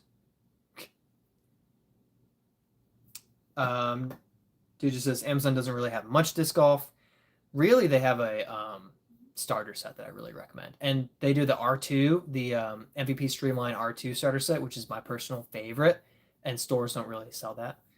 Doc says Dugit Brad. I don't know if people would buy from you. Maybe Brent. I'll have a Brent page on my website. Dude just says Amazon just has a really popular Discraft and some dynamic Innova, not nearly as much as every other disc golf website. Redhead Rider says, "Oh no, are you almost done streaming?" Somewhat. I'm not about to end, but soon. Yeah, soon. They have all brands. They do. Most shops sell on Amazon. That's true. Tom says, rather support local shops than feed Amazon. Yeah. And it's hard. It's weird. It's very strange because in Charlotte, there's not really that much local shop wise. There's Another Round. And Another Round is great. Not criticizing Another Round. Their form of sponsorship is go ace a bunch of times on camera. And I like running aces sometimes, but I'm trying to compete. I'm trying to be a good disc golfer. I wasn't very interested in pursuing an Another Round sponsorship. And I don't know. I would much rather, I guess, see a little guy that I could partner with. And I was really excited to do that when I was in Florida. And the timing and circumstances of moving to Charlotte ended up with me being in a great place for disc golf. But I also had a really great connection with the Fox Flyers. And I had a promo code with them. And I was so ready to fully embrace them getting in a new disc and getting it to me so I could do a disc review, shouting them out, using my promo code, just having a really, really great partnership and sponsorship with them. And then I moved. that is my ideal. That's my hope. And when I'm dropping down in South Carolina, I know of the closest local disc golf shop. I'd love to go in and talk to the guy who runs that one, and I would love to kind of just chat and let him know who I am and what I've got and what I might be able to do for him. And I would love to do that. But also, if I just have a disc golf website and I happen to get foot traffic and people happen to, buy a starter set on Amazon or buy a stack of putters, why not get a couple of dollars? That'd be nice. But you're right. Supporting local is better. It's ideal. And if I can forge a local partnership, that'd be wonderful. And if local would also sell online, that would be great. That is also a drawback. With Infinite, I can't be sponsored by any online disc retailers, which Amazon wouldn't. I don't think the affiliate links would be a sponsorship with Amazon, so that's fine. But I couldn't do like a local shop that has an online store. I couldn't necessarily represent them. That could be a thing to look out for. Okay. Doc says a lot of local shops on Amazon, but I understand, and some of us sadly don't have locals. That's kind of true. Eisner says birdietime discs, birdie cash time discs. Tom says they have their own websites sometimes. Yeah, sometimes. Not always. Some of them should and don't. A lot of them do. Not everybody gets into the shipping, so that they don't really necessarily have a website to purchase discs from because they're not in a position to ship everything out. So some of them have their own websites, some don't. Final Billy says, what did I miss? Oh gosh, I don't know. We talked about disc golf. Heisner says, I have two friends that are sponsored by Infinite, aka Birdietime discs. So I'm one. Who's your other friend? I'm not both friends. Let's see. Redhead Rider says, what do you think? What do you think is the best place to get feedback on my forum? I'm new. The best place to get feedback on your forum is to join our Discord and put a video of yourself throwing on. And the Discord community that we have, we are small but strong. We will give helpful and encouraging descriptions of your forum that might be able to help. That's free. You can pay coaches to analyze your footage and give you feedback. You can get a subscription with Power Grip Academy. You can try Overthrow. Josh seems to know some things that he's talking about. You can watch YouTube videos dissecting form. Those can be very helpful, but I think the first place to start is join our Discord and drop a form check video in, and we can take a look and see what we see.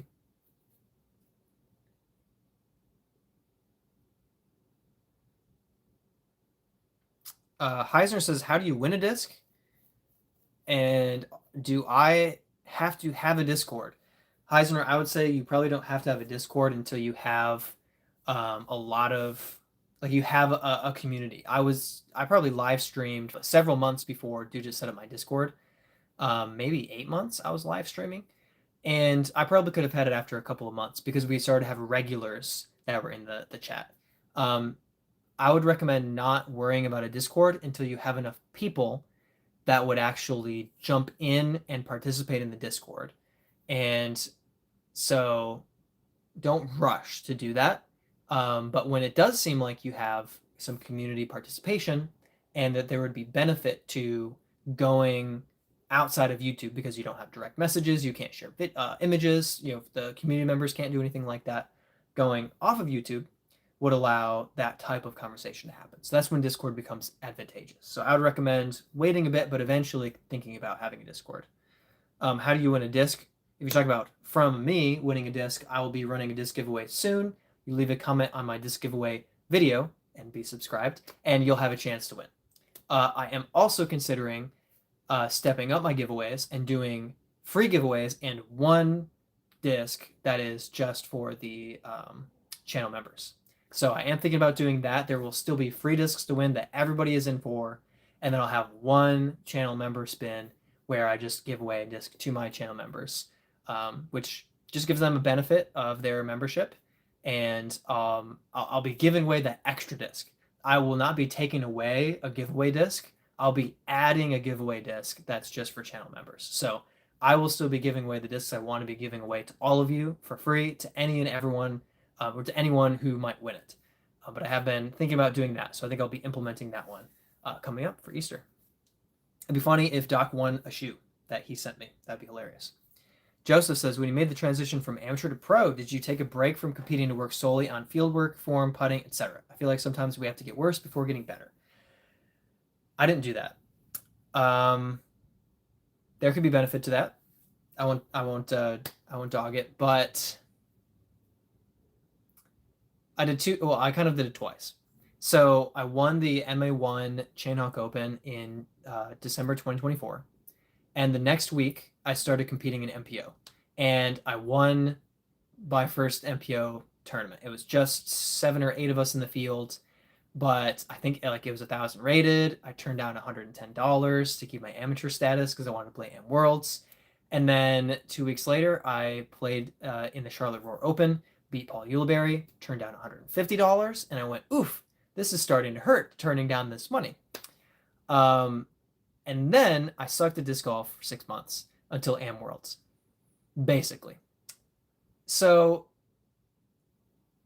that was my first dabble in MPO and in playing pro. But I was playing amateur for most of the year because there were MA1 events locally for point series. And then I was playing in Am Worlds, US Amateurs, and Amateur Doubles. So I kept my amateur status. I didn't play everything in MPO. I played a lot of MA1 for a while. And then as soon as I finished Amateur Doubles, like 2 weeks later, I started playing MPO. Could I have benefited from focusing on that? Maybe. But I also cashed in my first 4 MPO events in a row, and I didn't make much money, but I made more than my entry fee. So in that sense, it was worth it. It was worth just stepping right into it, not like waiting or refraining from competing, but like working as I go and competing in the meantime. But there can definitely be some advantage to that for saying, all right, this is break time. This is my off season. This is my transition period where I'm getting ready.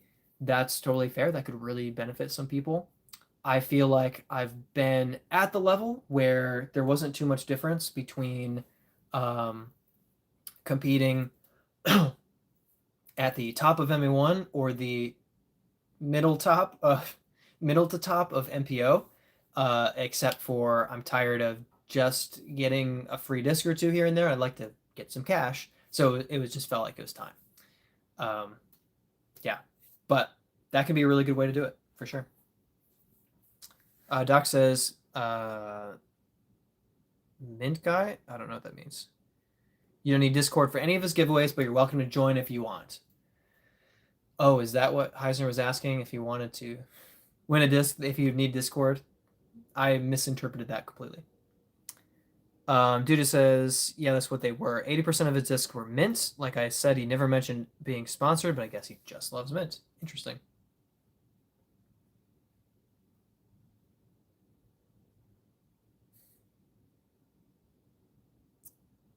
Hammer says, immediately noticed you in the Jomez ad today. That was dope. Heck yeah. So they ran it on Jomez? Oh my gosh. That's great. I knew the DGPT was running the ad. I didn't know that Jomez was running the ad too. Oh, that's so cool. I'm so psyched about that. Thanks for mentioning that, Hammer. I really appreciate it. Yeah, man, it's cool. It's really cool. Doc says, have you reached out to Play It Again Sports for sponsorship? No. No, I don't know that I'm I don't know. This is not to dismiss your idea. I don't know that I care to be partnered with Play It Again. They just happen to sell disc golf stuff. I don't know. I don't know. Interesting. I didn't really think about it. It's hard. There was a Play It Again in Gainesville that was known for not caring if people essentially robbed lost and found boxes and just wiped names off and turned them in, and we'd let them know over and over again, hey, like people are just bringing in, like they're just en masse like grabbing lost discs and lost and found discs and just selling them to you, and they're like, yeah, we don't care. So sometimes I don't like a Play It Again. I like buying discs from Play It Again. I don't know if I like partnering with them. Redhead Rider says, why is your name Birdie Time and not Birdie Time? And who got it there? Final Billy says, I bet his initials are BH. That is correct. My initials are BH, Bradley Hendrick. So, yes, that BH. I just wanted, I kind of wanted some type of disc pun in the beginning, and I was considering a few options.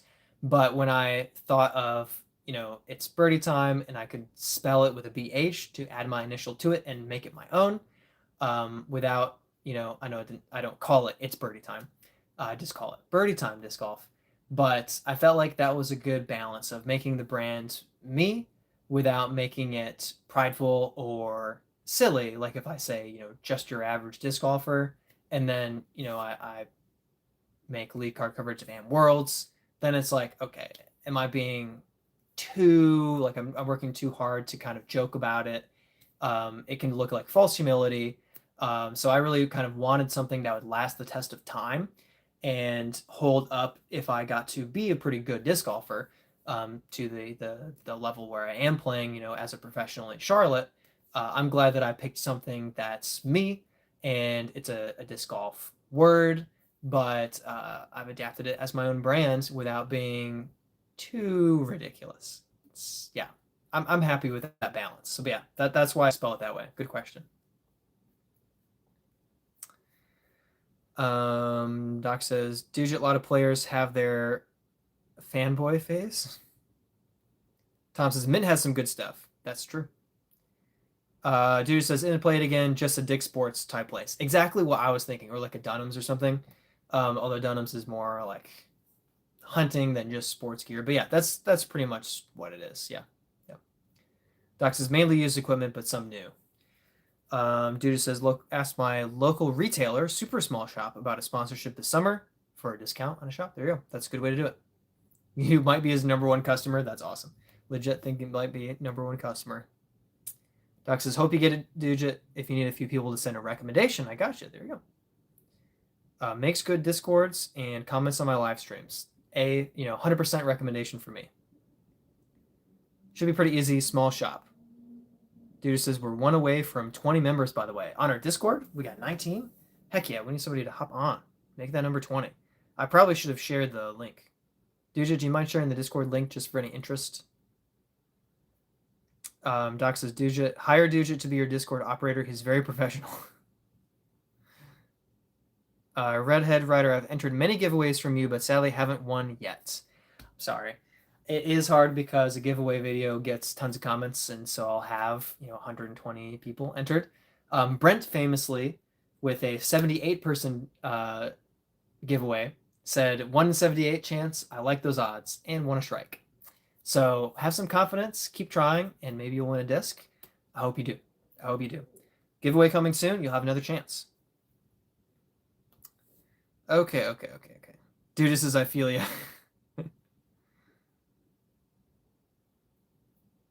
Okay, all right, okay. It's the cold medicine. All right. Arctic says, I'll join the link. Drop it if you guys can. Doc says, takes a minute to copy it. Dujit's grabbing it. Okay. We'll see if Dujit grabs it. I can snag it too. And copy it and paste it. Dujit says, due to my card bagged a whole bunch of molds I've never heard of, deleted the message because it made no sense. LOL. Okay, gotcha. Yeah, I got a little bit lost there, but all right, we'll get that rolling. Get some water as well. I'm getting thirsty.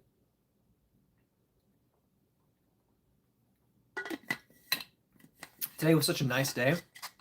Finally sunny for like the first time ever since like November. And it was so nice to just get out. I got out after church, took off my sweatshirt. I was like, it's so nice outside. And then went disc golfing, and I was like, it's so nice outside. And I got really thirsty because I didn't have enough water. About time. It's about time. It's been forever. Missing the Florida heat. Glad that there's a little bit of southern in the air again. Arctic Cheetah says, what is your favorite local course? I'll have to try if I ever come to North Carolina. Ooh, great question. I think a course you have to try is Renaissance. Renaissance Gold / the PPC layout is pretty good. Like, it's a combination of gray and gold. There's just a few gold holes you should play. But then it kind of bends around to overlap the short course, the Renski course. I don't like to play those holes. I like to stay on the Renaissance side. So there's a layout where you play a few of the long ones, but then you stay on the Renaissance side. So Renaissance is kind of my first recommendation. Scrapyard has the world famous water shots that Another Round have basically made famous by capitalizing ace runs and aces across them on hole 8 and hole 9. So those are, those are definitely not those. Those holes are worth playing. The course is worth playing for sure as well. There's our Discord link. So hopefully that works for you guys. Our Discord link is also on my YouTube channel page, the home page of my YouTube channel, which I don't know if anybody ever goes to those anymore. But the link to that is there as well. Doc says Hickory Glen, Hilton, Catawba Meadows for a golf course. Oh, Hickory Glen, Hilton for trees, Catawba Meadows for a golf course. Okay, gotcha. Oh, did you drop the link? I didn't see it. I don't see the link that Dujit dropped. Okay. Main contributors are Dujit, Doc, and Brad. That is correct. That is correct. That is correct. Okay, I will be wrapping up the stream in just a minute or two here, guys. So I'll quick answer a couple more questions. Other local courses, I would say there's just a lot of great ones.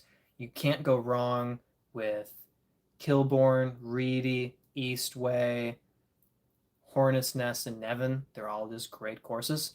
I like Renaissance and I like Scrapyard. Probably playing them the most. And then Bailey is a short, fun course. Bailey Road is short, fun. It's just outside of Charlotte, but it's really fun.